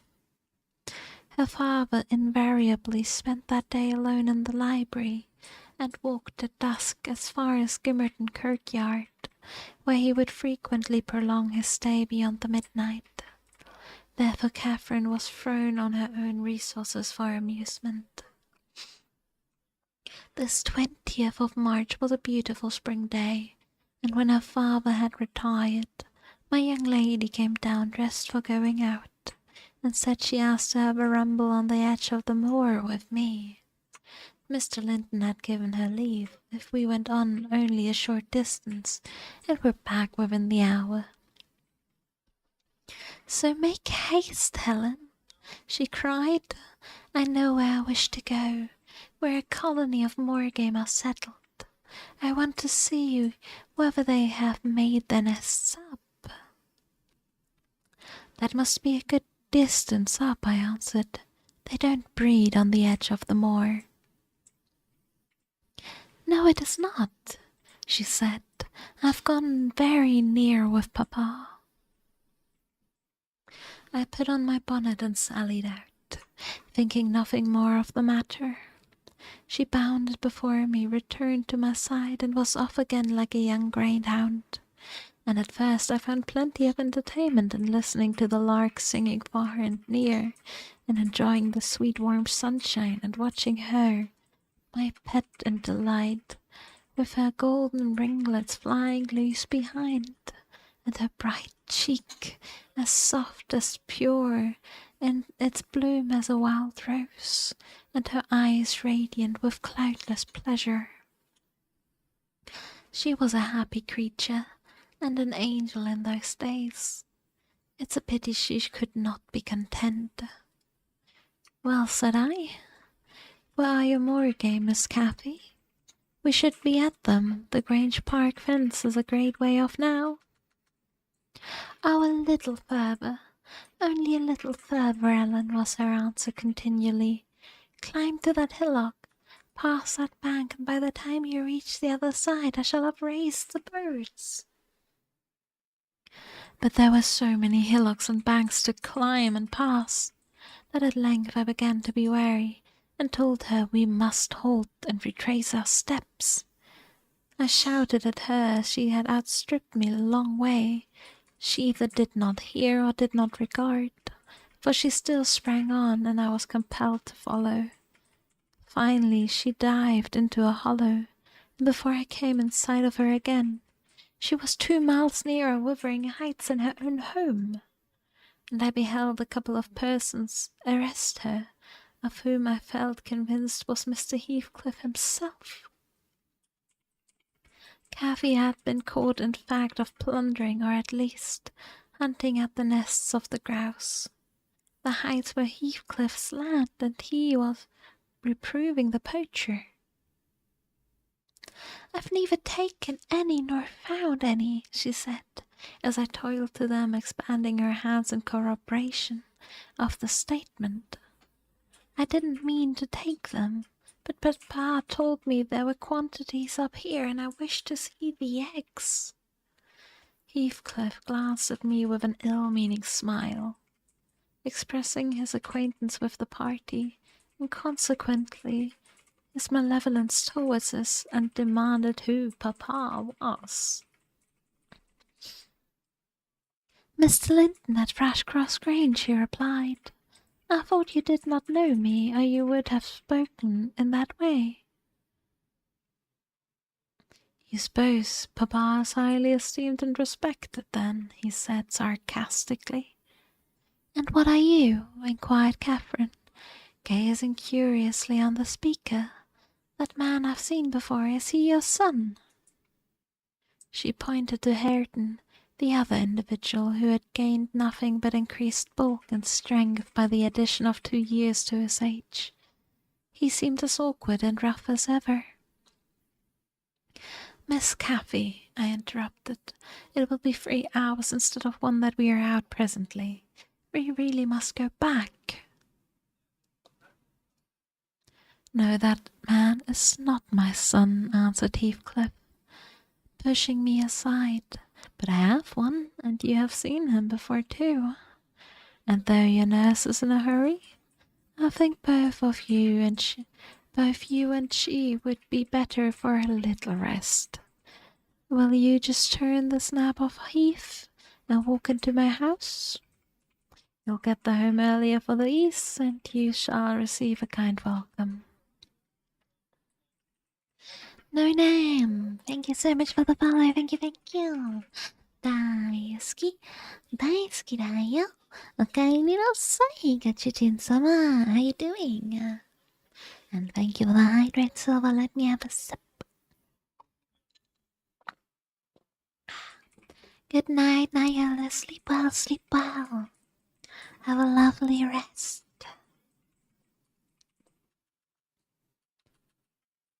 Guten Abend. Gute Nacht. Yeah. Abend just means evening. Nacht means night. Gute Nacht, Nayola. I whispered Catherine that she mustn't, on any account, exceed the proposal. It was entirely out of the question. Why? She answered aloud. I'm tired of running and the ground is dewy. I can't sit here. Let us go, Ellen. Besides, he says I have to see his son. He's mistaken, I think. But I guess where he lives, at the farmhouse I visited in the coming from Pennistone's Crags, don't you? It's always vormittag, so true. Vormittag is always vormittag.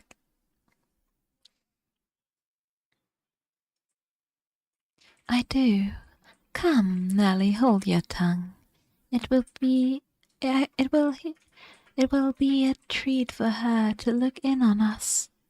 Etten, get forwards with the lass. You shall walk with me, Nelly.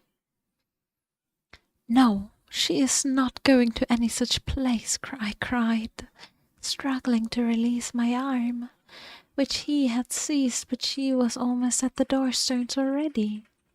Scampering round the brow at full speed, he appointed her companion did not pretend to escort her.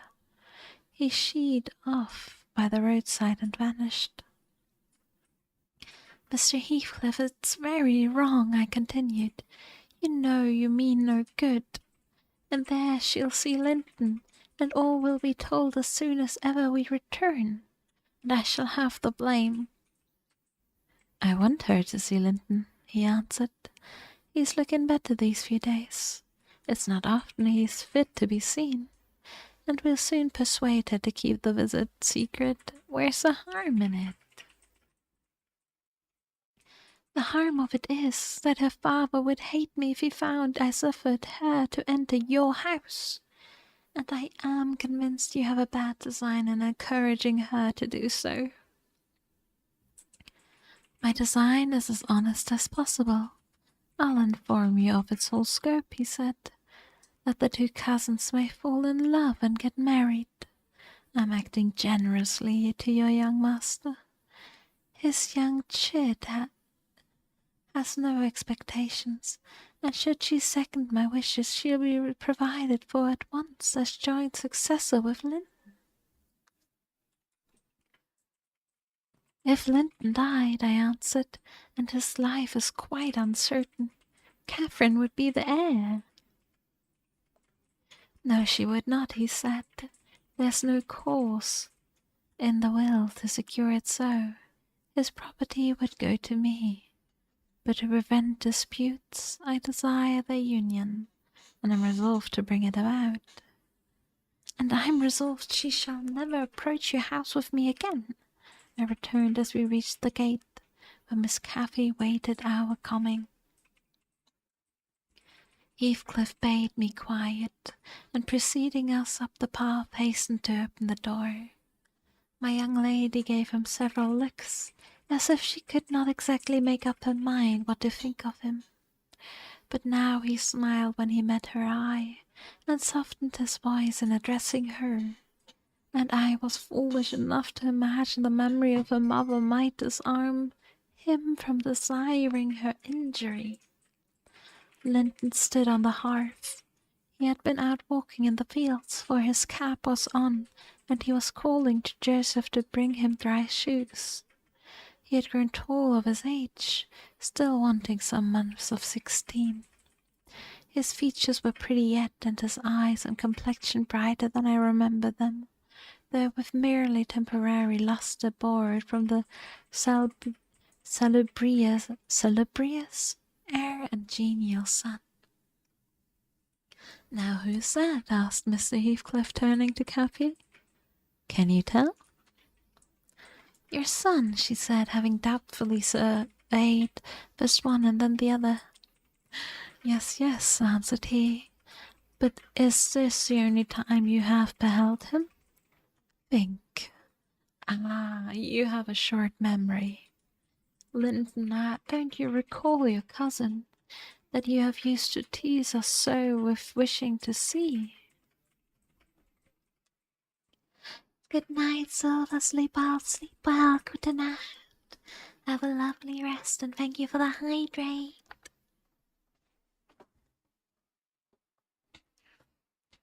Carnius, thank you so much for the follow. Thank you. 大好き。大好きだよ。おかえりなさい、ご主人様。Now only have 17 points left. Jesus Christ. You're gonna have to save back up to even let me hydrate.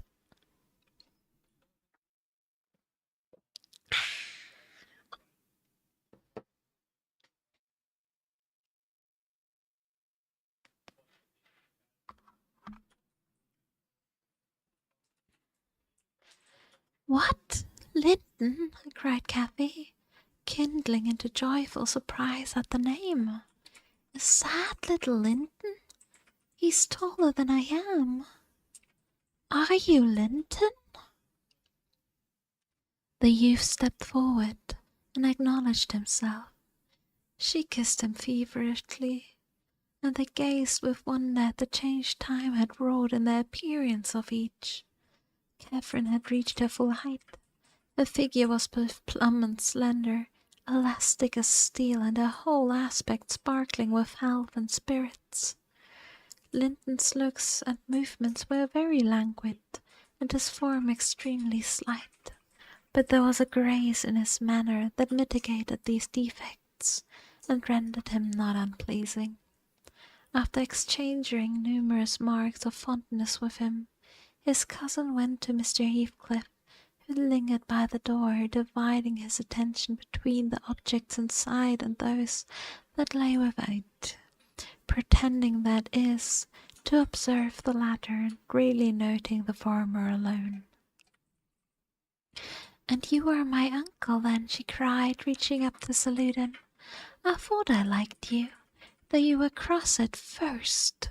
Why don't you visit at the Grange with Linton? To live all these years such close neighbours, and never see us as odd. What have you done so far?" "I visited it once or twice too often before you were born," he answered. "There, damn it. If you have any kisses to spare, give them to Linton. They are thrown away on me." "Naughty Ellen!" exclaimed Catherine, vying to attack me with her lavish caresses. "Wicked Ellen, to try to hinder me from entering. But I'll take this walk every morning in the future, may I, uncle? And sometimes bring papa. Won't you be glad to see us?" "Of course," replied the uncle, with a hardly suppressed grimace, resulting from his deep aversion to both the proposed visitors. "But stay," he continued, turning towards the young lady. "Now I think of it, I'd better tell you. Mr. Linton has a prejudice against me. We quarrelled at one time of our lives with unchristian ferocity, and if you mention coming here to him, he'll put a veto on your visits altogether. Therefore you must not mention it, unless you be careless of seeing your cousin hereafter. You may come if you will, but you must not mention it." "Why did you quarrel?" asked Catherine, considerably crestfallen. "He thought me too poor to wed his sister," answered Heathcliff, "and was grieved that I got her. His pride was hurt, and he'll never forgive it." "That's wrong," said the young lady. "Some time I'll tell him so, but Linton and I have no share in your quarrel. I'll not come here then. He shall come to the Grange." "It will be too far for me," murmured her cousin. "To walk 4 miles would kill me. No, come here, Miss Catherine, now and then. Not every morning, but once or twice a week." The father launched towards his son a glance of bitter contempt. "I am afraid, Nelly, I shall lose my labour," he muttered to me. "Miss Catherine, as the ninny calls her, will discover his value and send him to the devil. Now, if it had been Hareton, do you know that 20 times a day I covet Hareton with all his degradation? I'd have loved the lad had he been someone else, but I think he's safe from her love. I'll pit him against the paltry creature, unless it bestir itself briskly. We calculate it will scarcely last till it's 18. Oh, confound the vapid thing, he's absorbed in drying his feet, and never looks at her, Linton." "Yes, father," answered the boy. "Have you nothing to show your cousin anywhere about? Not even a rabbit or a weasel's nest? Take her into the garden before you change your shoes, and into the stable to see your horse." "Wouldn't you rather sit here?" asked Linton, addressing Cathy in a tone which expressed reluctance to move again. "I don't know," she replied, casting a longing look at the door, and evidently eager to be active. He kept his seat and shrank closer to the fire. Heathcliff rose and went into the kitchen, and from thence to the yard, calling out for Hareton. Hareton responded, and presently the two re-entered. The young man had been washing himself, as was visible by the glow on his cheeks and his wetted hair. "Oh, I'll ask you, uncle," cried Miss Cathy, recollecting the housekeeper's assertion. "That is not my cousin, is he?" "I seem soft in here. Hi now. Hello. Thank you. We are very cozy and very soft over here. Yes. And thank you so much for the follow. Thank you. 大好きだよ。おかえりなさい、ご主人様。We try to be cozy and comfy. And it's lovely to have you around.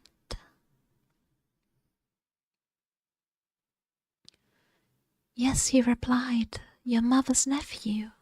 Don't you like him? Catherine looked queer. Is he not a handsome lad? He continued. That was a bit delayed, but I'm guessing just Twitch being Twitch. Yeah. Twitch is a little bit silly at the moment. I don't know why, though. Like, the internet should be fine. At least for me. The uncivil little thing stood on tiptoe and whispered a sentence in Heathcliff's ear. He laughed. Hareton darkened. I perceived he was very sensitive, suspected slights, and had obviously a dim notion of his inferiority. But his master or guardian chased a frown by exclaiming, "My cat is currently in front of me. God, Beanie, baby." Twitch is a little silly guy, isn't he? And Miss Beanie is currently rubbing the shit out of my phone. Baby, what are you reading? We're currently reading Wuthering Heights by Emily Brontë. We're now on chapter 21, I think. It's like page 126 out of 192. So we still have quite a bit left. Wow, those sound like lots of work. It's not too bad, I think. It's a long book. But I think the fact that I'm reading it out loud makes it a lot longer than if I just read it normally. And Drago Fuma, thank you so much for the follow. Thank you. Daisuki da yo. Okaeri nasai, Gochujin-sama. How you doing? It's a really lovely book, though. Like, honestly, the character's kind of dislikable, but in like a good way, if you know what I mean. In like a way that doesn't make the book bad. They're just kind of shit people mostly. Beanie, stop! Beanie! Would you kindly stop? Give me 1 second. It's Beanie a cat? Yes, she is. She's my baby girl. Oh, Jesus Christ. She's my 4-year-old cat. She's the loveliest lady in the whole lands, but she has an obsession with disturbing me during streams. Not as lovely as you now. Silly cat does silly things. Exactly. It's a norm. I don't really mind it. I wish she would leave that when I'm not streaming, though. The other 2 cats are currently in the living room, so they can't disturb me, though, because one of them likes to eat cables. He actually ruined, like, my HDMI cable for one of my screens. And now I'm using the HDMI cable I usually use for my work laptop while I stream, and then afterwards I'll unplug it again so I can use it tomorrow morning for work. God, where was I?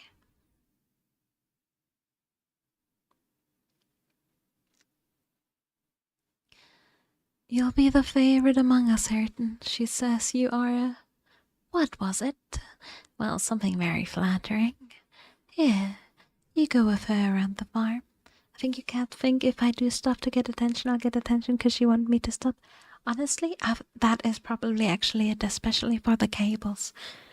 What my cable eating cat does is, like, if he's hungry or wants to play, he'll like scramble under the desk and start biting the cables because he knows he'll get attention. It's not good attention, but it is attention, and I think that's all he cares about.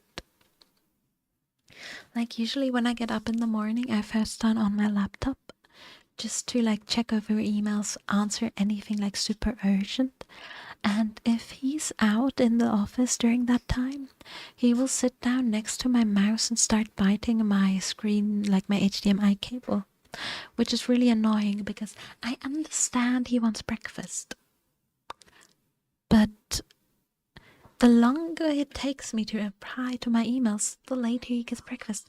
I'll stop interrupting. No, don't be sorry, We read and we chat, it's all good. We do this all the time. A lot of the time I actually just get sidetracked for several hours at a time. It's nothing bad. And Beanie is here again as well. Baby girl, you're lovely, but hi. Yeah, it's no disruption at all. We chat a lot here. Oh, baby, yeah. Baby, why are you like this? I love you so much, my girl.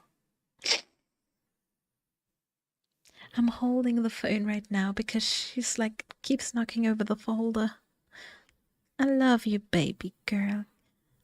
Give me one quick second. I'm gonna give her dinner because I haven't done that yet, and maybe she will knock it off. Be real quick. She sounds really lovely. She is beautiful. She is lovely. She's my sweetest child. I adore her 2 bits. But she's a menace. Be real quick.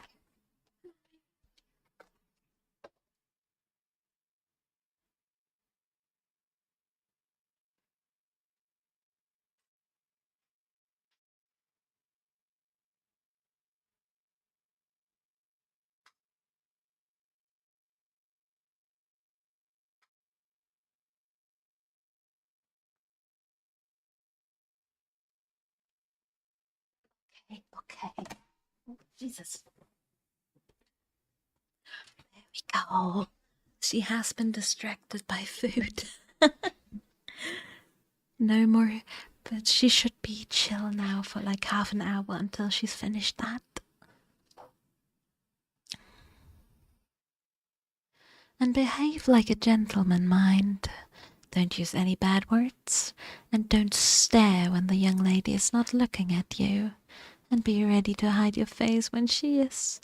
And when you speak, say your words slowly and keep your hands out of your pockets. Be off and entertain her as nicely as you can. Vivian Sophie, thank you so much for the follow. Thank you. 大好き大好きだよ。おかえりなさい、カチジン様。He watched the couple walking past the window. Earnshaw had his countenance completely averted from his companion. He seemed studying the familiar landscape of a stranger's and an artist's interests. Catherine took a sly look at him, expressing small admiration. She then turned her attention to seeking out objects of amusement for herself, and tripped merrily on, lilting a tune to supply the lack of conversation. I've tied his tongue, observed Hareton. I tied his tongue, observed Heathcliff. He'll not venture a single syllable all the time. Nelly, you recollect me at his age, nay, some years younger, did ever look so stupid, so gormless as Joseph calls it?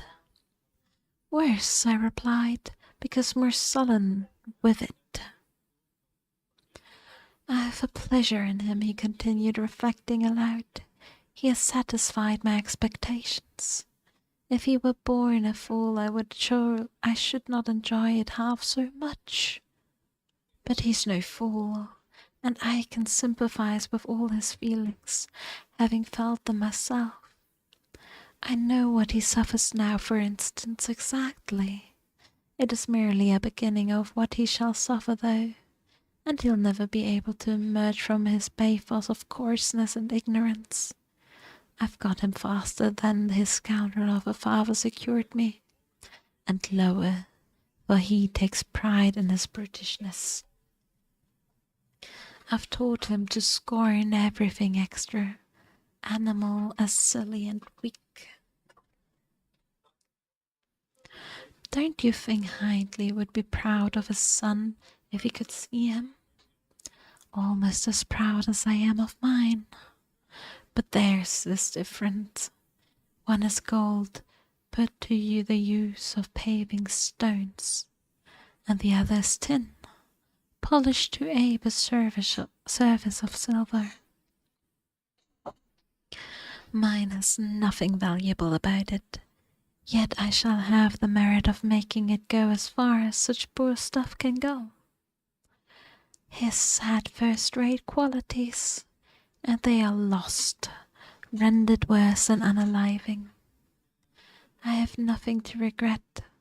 He would have more than any, but I am aware of it, and the best of it is, Hareton is damnably fond of me. You'll own I've outmatched Hindley there. If the dead villain could rise from his grave to abuse me for his offspring's wrongs, I should have the fun of seeing the said offspring fight him back again, indignant that he should dare to rail at the one friend he has in the world. Heathcliff chuckled a fiendish laugh at the idea. I made no reply because I saw that he expected none. Meantime, our young companion, who sat too removed from us to hear what was said, began to evince symptoms of uneasiness, probably repenting that he had denied himself the treat of Catherine's society for fear of a little fatigue. His father remarked the restless glances wandering to the window, and the hand irresolutely extended towards his cap. "Get up, you idle boy," he exclaimed with assumed heartiness. "Away, after them. They are just at the corner, by the stand of hives." Linton gathered his energies and left the hearth. The lattice was open, and as he stepped out, I heard Cathy inquiring of her unsociable attendant what was the inscription over the door. Hareton started up and scratched his head like a true clown. "It's some damnable writing," he answered. "I cannot read it." "Can't read it?" cried Catherine. "I can read it, it's English, but I want to know why it's there." Linton giggled.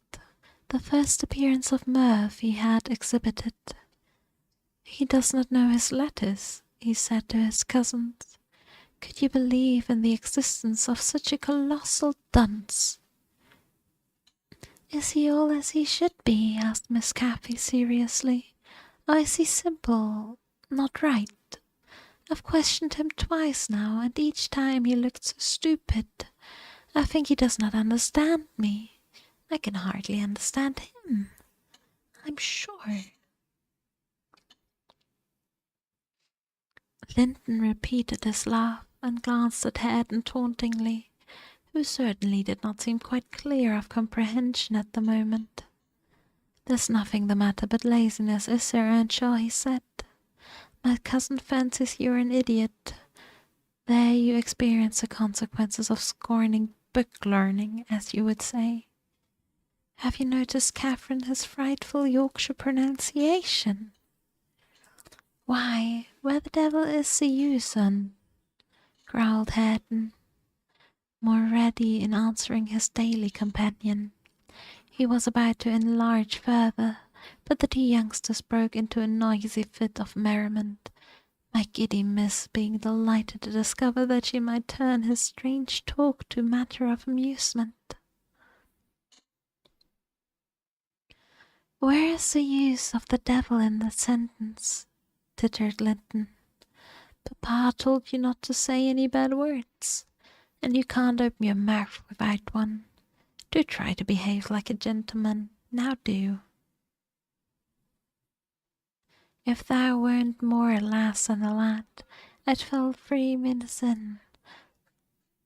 I'd fell thee this minute, I would, pitiful larf of a crater," retorted the angry boor, retreating while his face burned with mingled rage and mortification, for he was conscious of being insulted and embarrassed, how to resent it.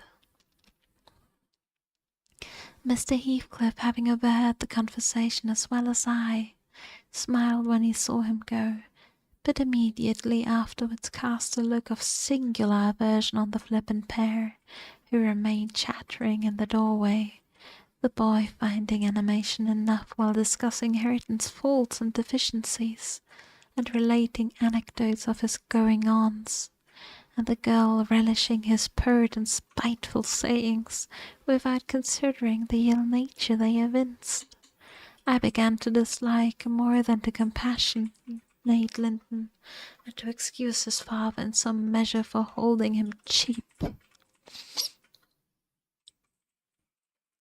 We stayed till afternoon. I could not tear Miss Cathy away sooner, but happily my master had not quitted his apartment, and remained ignorant of our prolonged absence. As we walked home, I would fain have enlightened my charge on the characters of people we had quitted, but she got it into her head that I was prejudiced against them. Aha, she cried, you take Papa's side, Ellen. You are partial, I know, or else you wouldn't have cheated me so many years into the notion that Linton lived a long way from here. I'm really extremely angry, only I'm so pleased I can show it.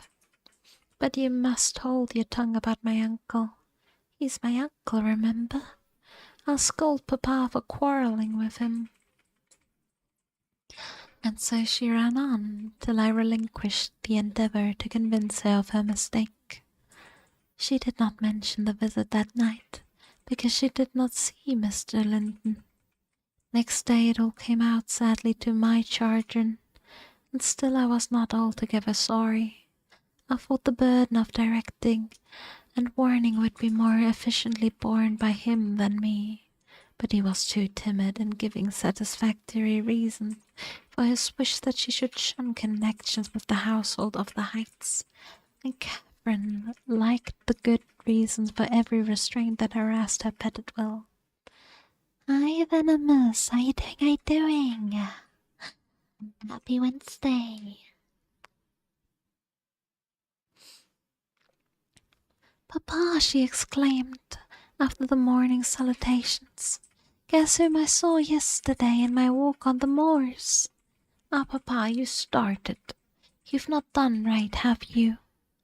I saw, but listen, and you shall hear how I found you out.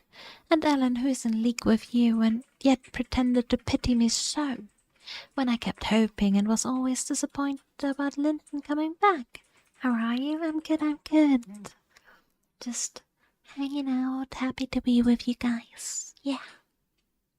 But how about you?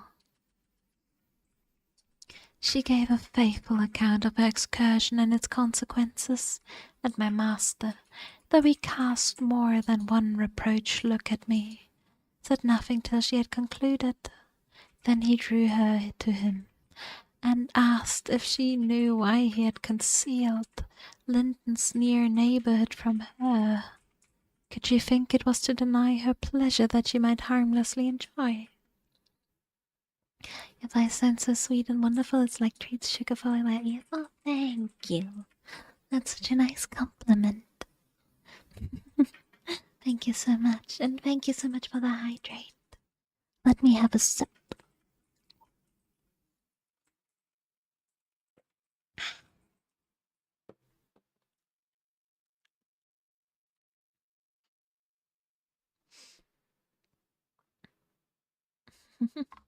Thank you, I shall stay hydrated.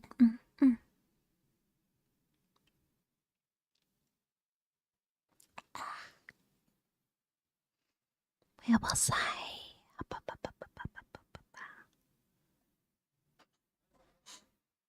Could she think it was to deny her a pleasure that she might harmlessly enjoy?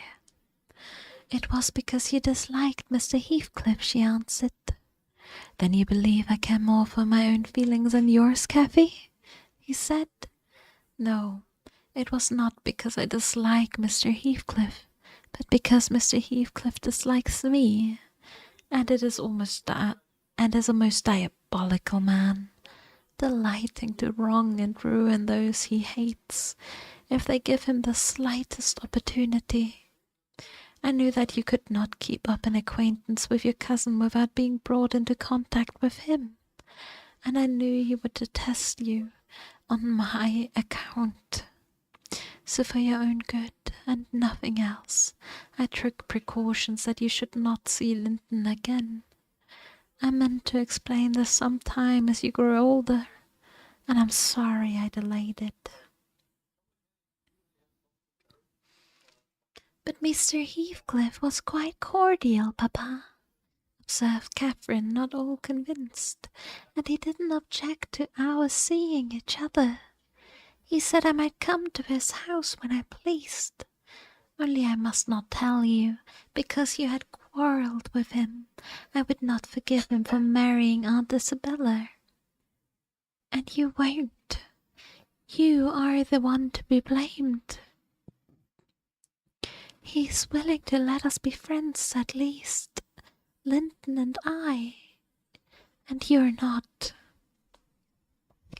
My master, perceiving that she would not take his word for her uncle-in-law's evil disposition, gave a hasty sketch of his conduct to Isabella, and the manner in which Wuthering Heights became his property. He could not bear to disclose long upon the topic, for though he spoke little of it, he still felt the same horror and detestation of his ancient enemy that had occupied his heart ever since Mrs. Linton's death. She might have been living yet if it had not been for him, was his constant bitter reflection, and in his eyes Heathcliff seemed a murderer. Miss Cathy, conversant with no bad deeds, except her own slight acts of disobedience, see injustice and compassion arising from hot temper and faultlessness, and repented of one the days they were committed, was amazed at the blackness of spirit that could brood on and cover revenge for years, and deliberately prosecute its plans without a visitation of remorse. I want to off, Mommy. Thank you so much for the follow. Thank you. 大好き。大好きだよ。お帰りなさい、ご主人様。And toasted. Thank you so much for the follow as well. Thank you. 大好き。大好きだよ。お帰りなさい、ご主人様。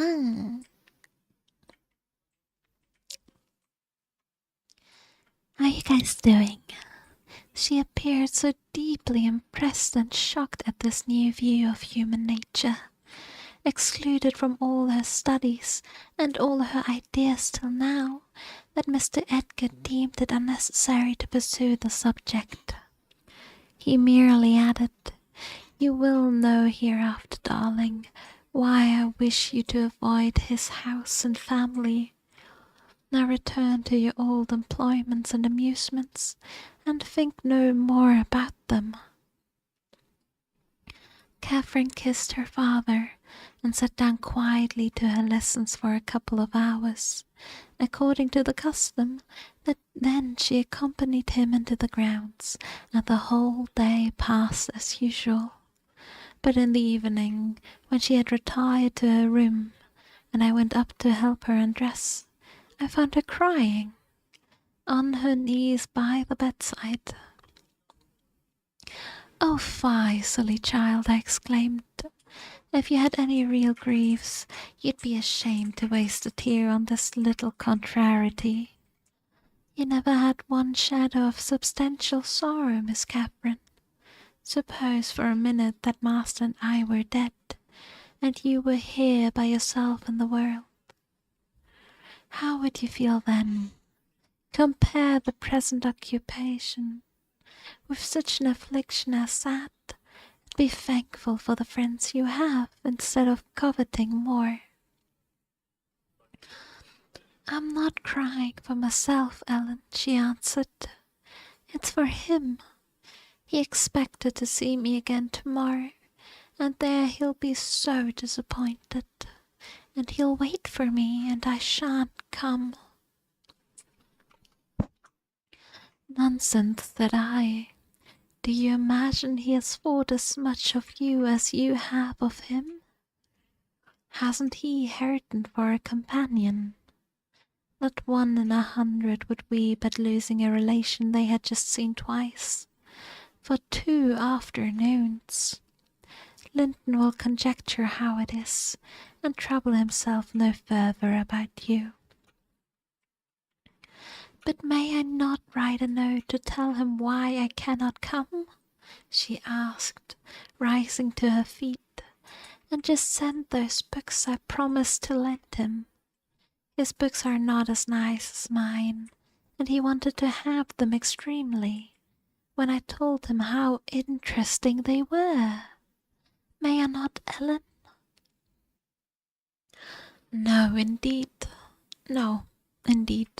replied I with decision. Then he would write to you, and there'd never be an end of it. No, Miss Catherine, the acquaintance must be dropped entirely. So Papa expects, and I shall see that it is done.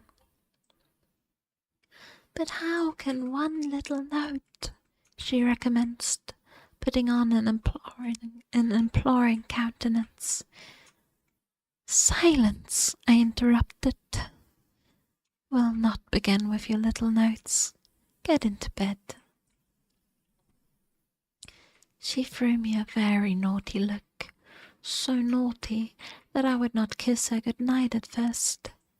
I covered her up and shut her door in great displeasure, but repenting halfway, I returned softly, and lo, there was Miss standing at the table with a bit of blank paper before her and a pencil in her hand, which she guiltily slipped out of sight on my entrance. You'll get nobody to take that, Catherine, I said, if you write it, and at present I shall put out your candle. I set the extinguisher on the flame, receiving as I did so a snap on my hand and a petulant cross thing. I then quitted her again, and she drew the bolt in one of her worst, most peevish humours. The letter was finished and forwarded to its destination by a milk-fetcher who came from the village, but that I did not learn till some time afterwards. Weeks passed on, and Kathy recovered her temper, though she grew wondrous fond of stealing off to corners by herself, and often, if I came near her suddenly while writing, she would start and bend over the book, evidently desirous to hide it. And I detected edges of loose paper sticking out beyond the leaves. She also got a trick of coming down early in the morning and lingering about the kitchen, as if she were expecting the arrival of something, and she had a small drawer in a cabinet in the library, which she would trifle over for hours, and whose key she took special care to remove when she left it. One day, as I inspected this drawer, I observed that the playthings and trinkets which recently formed its contents were transmuted into bits of folded paper. My curiosity and suspicions were aroused. I determined to take a peep at the mysterious treasures, so at night, as soon as she and my master were safe upstairs, I searched and readily found among my house keys one that would fit the lock. Having opened, I emptied the whole contents in my apron, and took them with me to examine at leisure in my own chamber. Though I could not but expect, I was still surprised to discover that they were a mass of correspondence. Daily almost, it must have been from Linton, Heathcliff, answers to documents forwarded to her. The earlier dated were embarrassed and short. Gradually, however, they expanded into copious love letters, foolish as the age of the writer rendered natural, yet with touches here and there which I thought were borrowed from a more experienced source. Some of them struck me as singularly odd compounds of ardour and flatness, commencing in strong feeling and concluding in the affected, wordy style that a schoolboy might use to a fancied and corporal sweetheart. Whether they satisfied Kathy, I don't know, but they appeared very worthless trash to me. After turning over as many as I thought proper, I dried them in a handkerchief and set them aside, relocking the vacant drawer. Following her habit, my young lady descended early and visited the kitchen. I watched her go to the door, and on the arrival of a certain little boy, and while the dairymaid filled his can, she tucked something into his jacket pocket and plucked something out. I went round by the gardens and laid wait for the messenger, who fought valorously to defend his trust, and we spilled the milk between us, but I succeeded in abstracting the epistle, and threateningly serious consequences if he did not look sharp home. I remained under the wall and perused Miss Cappy's affectionate composition. It was more simple and more eloquent than her cousin's. Very pretty, very silly. I shook my head and went meditating into the house. The day being wet, she could not divert herself with ramblings about the park, so at the conclusion of her morning studies, she resorted to the solace of her drawer. Her father sat reading at the table, and I, on purpose, sought a bit of work in some unribbed fringes of the window curtain, keeping my eyes steadily fixed on her proceedings. Never did any bird flying back to a plundered nest, which it had left brimful of chirping young ones, expressed more complete despair in its anguished cries and flutterings that she by a single "oh," and the change that transfigured her late happy countenance. Mr. Linton looked up. "What is the matter, love? Have you hurt yourself?" he said. His tone and look assured her he had not been the discoverer of the hoard. "No, papa," she gasped. Ellen, come upstairs, I'm sick." I obeyed her summons and accompanied her out.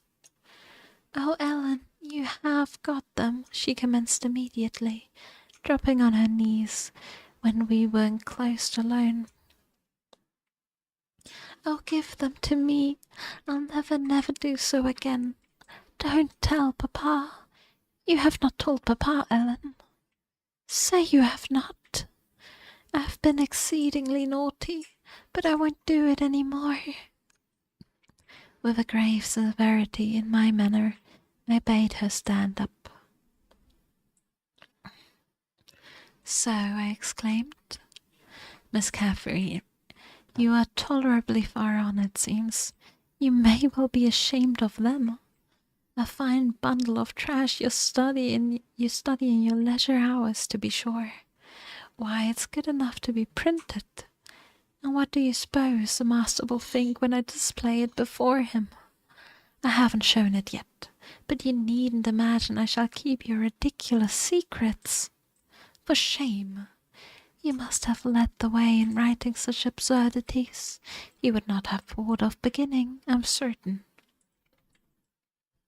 I didn't, sobbed Kathy, fit to break her heart. "I didn't once think of loving him till—" "Loving!" cried I, as scornfully as I could utter the word. "Loving! Did anybody ever hear the like? I might just as well talk of loving the miller who comes once a year to buy our corn. Pretty loving indeed, and both times together you have seen Linton hardly 4 hours in your life. Now here is a babyish trash. I'm going with it to the library, and we'll see what your father says to such loving." She sprang at her precious epistles, but I held them above my head, and then she poured out further frantic entreaties that I would burn them, do anything rather than show them, and being really fully as much inclined to laugh as scold, for I esteemed it all girlish vanity, I at length relented in a measure and asked, "If I consent to burn them, will you promise faithfully neither to send nor receive letters again, nor a book, for I perceive you have sent him books, nor locks of hair, nor rings, nor playthings?" "We don't send playthings," cried Catherine, her pride overcoming her shame. "Nor anything at all, then, my lady," I said. "Unless you will, here I go." "I promise, Ellen," she cried, catching my dress. "Or put them in the fire. Do.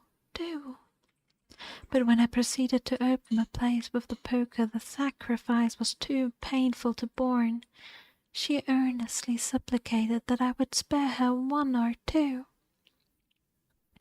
"Replies, how you doing? Good evening. How you doing, my gamer?"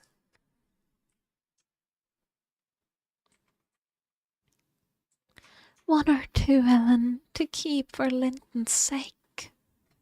I unknotted the handkerchief and commenced dropping them in from an angle, and the flame curled up the chimney. I will have one, you cruel wretch, she screamed, darting her hands into the fire, drawing forth some half-consumed fragments at the expense of her fingers. Very well, I will have some to exhibit to Papa, I answered, shaking back the rest into the bundle, and turning anew to the door. She emptied her blackened pieces into the flames, and motioned me to finish the immolation. It was done. I stirred up the ashes, and interred them under a shovelful of coals, and she mutely, and with a sense of intense injury, retired to her private apartment. I descended to tell my master that the young lady's qualm of sickness was almost gone, but I judged it best for her to lie down a while. She wouldn't dine, but she reappeared at tea, pale and red about her eyes, and marvellously subdued in outward aspect. Next morning I answered the letter by a slip of paper inscribed, Master Heathcliff is requested to send no more notes to Miss Linton, as she will not receive them, and henceforth the little boy came with vacant pockets. I'm great, I'm glad you're great, I'm glad you're great. That's lovely to hear. Oh my gosh, we're now at chapter 25, 22, not 25, Jesus. We're getting through this so nicely, yeah.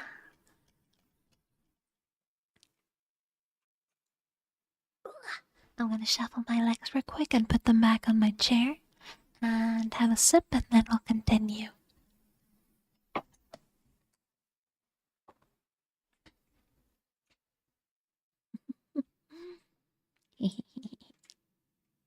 Let's have a sip.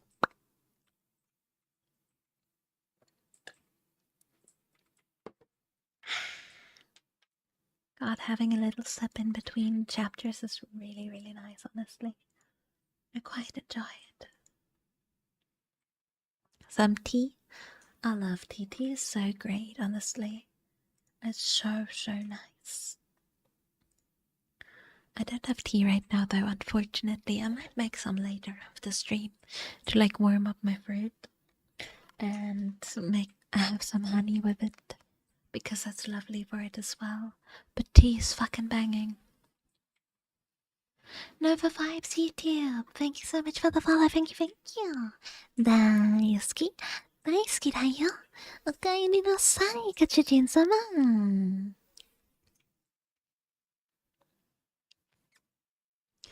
Wuthering Heights, Chapter 22.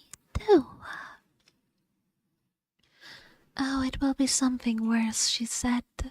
And what shall I do when Papa and you leave me? And I am by myself. I can't forget your words, Ellen. They are always in my ear. How life will be changed, how dreary the world will be when Papa and you are dead. None can tell whether you won't die before us, I replied. It's wrong to anticipate evil. We'll hope there are years and years to come before any of us go. Master is young, and I am strong, and hardly 45. My mother lived till 80, a canty dame to the last, and suppose Mr. Linton and I were spared till he saw 60.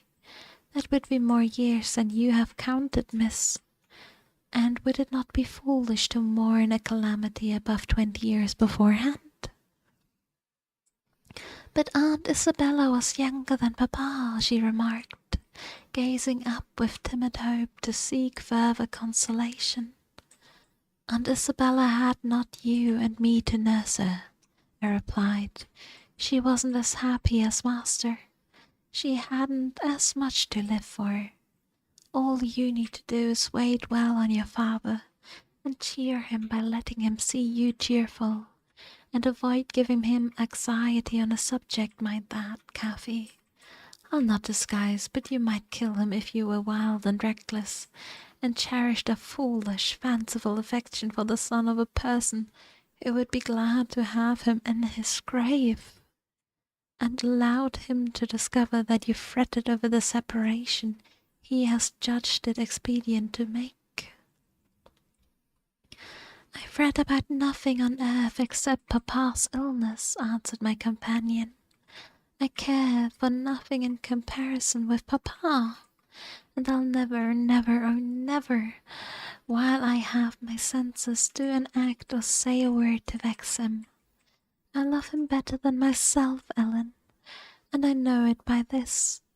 I pray every night that I may live after him, because I would rather be miserable than that he should be, that he proves I love him better than myself. Good words, I replied, but deeds must prove it also, and after he is well, remember you don't forget resolutions formed in the hour of fear. As we talked, we neared the door that opened on the road, and my young lady, lightening into the sunshine again, climbed up and seated herself on the top of the wall, reaching over to gather some hips that bloomed scarlet on the summit branches of the wild rose trees shadowing the highway side.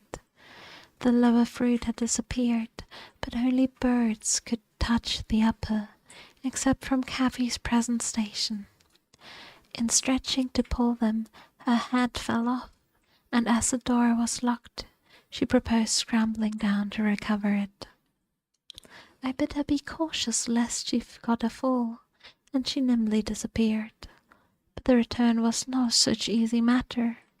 The stones were smooth and neatly cemented, and the rose bushes and blackberry stragglers could yield no assistance in reascending.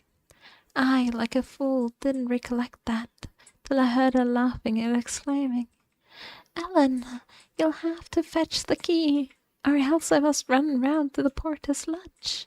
I can't scale the ramparts on this size." Jason, thank you so much for the follow. Thank you, thank you. 大好き、大好きだよ。おかえりなさい、ご主人様。Stay. JD, thank you so much for the follow as well. Thank you, thank you. 大好き、大好きだよ。おかえりなさい、ご主人様。How are you guys doing? Stay where you are, I answered. I have my bundle of keys in my pocket. Perhaps I may manage to open it. If not, I'll go. Catherine amused herself with dancing to and fro before the door, while I tried all the large keys in the succession. I had applied the last and found that none would do, so repeating my desire that she would remain there, I was about to hurry home as fast as I could, when an approaching sound arrested me. It was the trot of a horse. Kathy's dance stopped also. "Who's that?" I whispered. "Ellen, I wish you could open the door," whispered my companion, anxiously. "Oh, Miss Linton," cried a deep voice. "I'm glad to meet you. Don't be in haste to enter, for I have an explanation to ask and obtain." I shan't speak to you, Mr. Heathcliff, answered Catherine. Papa says you're a wicked man, and you hate both him and me, and Ellen says the same. "That is nothing to the purpose," said Heathcliff. "I don't hate my son, I suppose, and it is concerning him that I demand your attention. Yes, you have cause to blush. 2 or 3 months since, were you not in the habit of writing to Linton? Making love and play, eh? You deserve both of you flogging for that. You especially the elder, and less sensitive as it turns out. I've got your letters, and if you give me any pertness I'll send them to your father." I presume you grew weary of the amusement and dropped it, didn't you? Well, you dropped Linton with it into a slough of despond. He was earnest in love, really. As true as I live, he's dying for you, breaking his heart at your fickleness, not figuratively, but actually. Though Haddon has made him a standing jest for 6 weeks, and I have used more serious measures and attempted to frighten him out of his idiocy. He gets worse daily, and he'll be under the sod before summer unless you restore him. How can you lie so glaringly to this poor child? I call from the inside. Mr. Heathcliff, this is Wendy's. I'm sorry, but this is a Wendy's. We can't help you with your son being a little freako. Pray right on. How can you deliberately get up such paltry falsehoods? Miss Cathy, I'll knock the lock off with a stone. You won't believe that vile nonsense. You can feel in yourself it is impossible that a person should die for love of a stranger.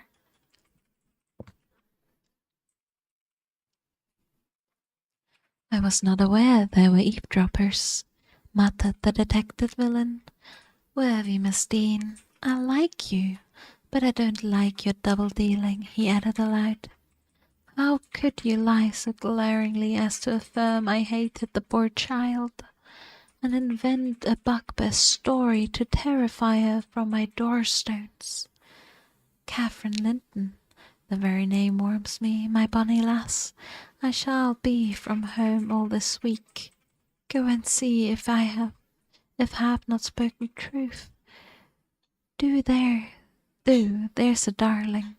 Just imagine your father in my place, and Linton in yours. Then think how you would value your careless lover if he refused to stir a step to comfort you, when your father himself entreated him, and don't, from pure stupidity, fall into the same error. I swear on my salvation, he's going to his grave, and none but you can save him. The lock gave away, and I issued out. I swear Linton is dying, repeated Heathcliff, looking hard at me, and grief and disappointment are hastening his death. Nelly, if you won't let her go, you can walk over yourself. But I shall not return till this time next week, and I think your master himself would scarcely object to her visiting her cousin. Come in, said I, taking Cathy by the arm, and half forcing her to re-enter, for she lingered, viewing with troubled eyes the features of the speaker, too stern to express his inward deceit. He pushed his horse close, and bending down observed, Miss Catherine, I'll own to you that I have very little patience for Linton, and Hareton and Joseph have less. I'll own that he's with a harsh set. He pines for kindness as well as love, and a kind word from you would be his best medicine. Don't mind Mrs. Dean's cruel cautions, but be generous and contrive to see him. He dreams of you day and night, and cannot be persuaded that you don't hate him, since you neither write nor call. I closed the door and rolled a stone to assist the loosened lock in holding it, and spreading my umbrella I drew my charge underneath, for the rain began to drive through the moaning branches of the trees, and warned us to avoid delay. Our hurry prevented any comment of the encounter with Heathcliff as we stretched towards home, but I divined instinctively that Catherine's heart was clouded now in double darkness.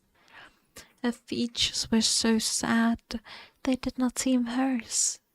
She evidently regarded what she had heard as every syllable true. The master had retired to rest before we came in. Kathy stole to his room to inquire how he was. He had fallen asleep. She returned and asked me to sit with her in the library.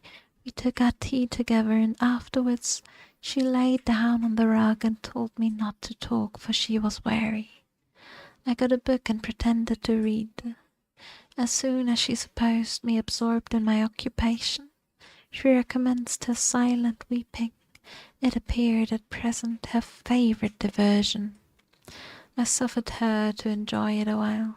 Then I expostulated, deriding and ridiculing all Mr. Heathcliff's assertions about his son, as if I were certain she would concede. Alas, I hadn't skill to counteract the effect his account had procured. It was just what he intended.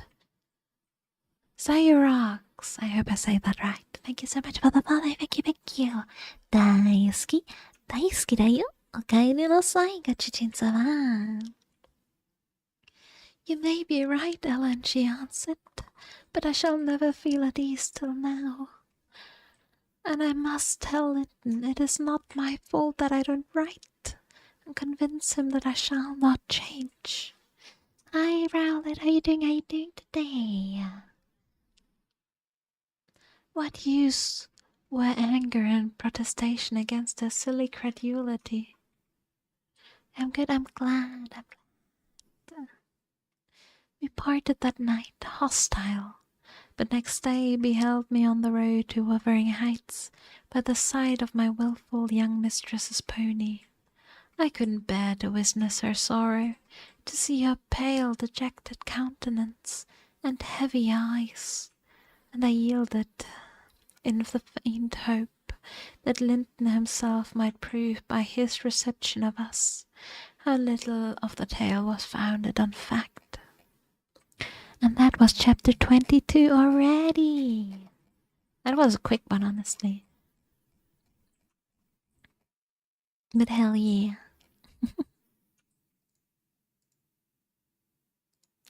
That one was a very quick one. Oh no, I feel so bad, Rowlet. Because I thought to myself I would finish after this chapter, because this one is like insanely long. So we can continue off with that on Friday. You just got here and I'm already finishing off. I'm so sorry. But thank you so much everyone for hanging out today. I much appreciate it. And I will be back on Friday at 9 p.m. CET/3 p.m. ET. Thank you so much for hanging out. I hope you have a lovely rest of the night. And I would absolutely love to see you again on Friday. Good night, good night. Bye-bye, bye-bye. I love you. Good night.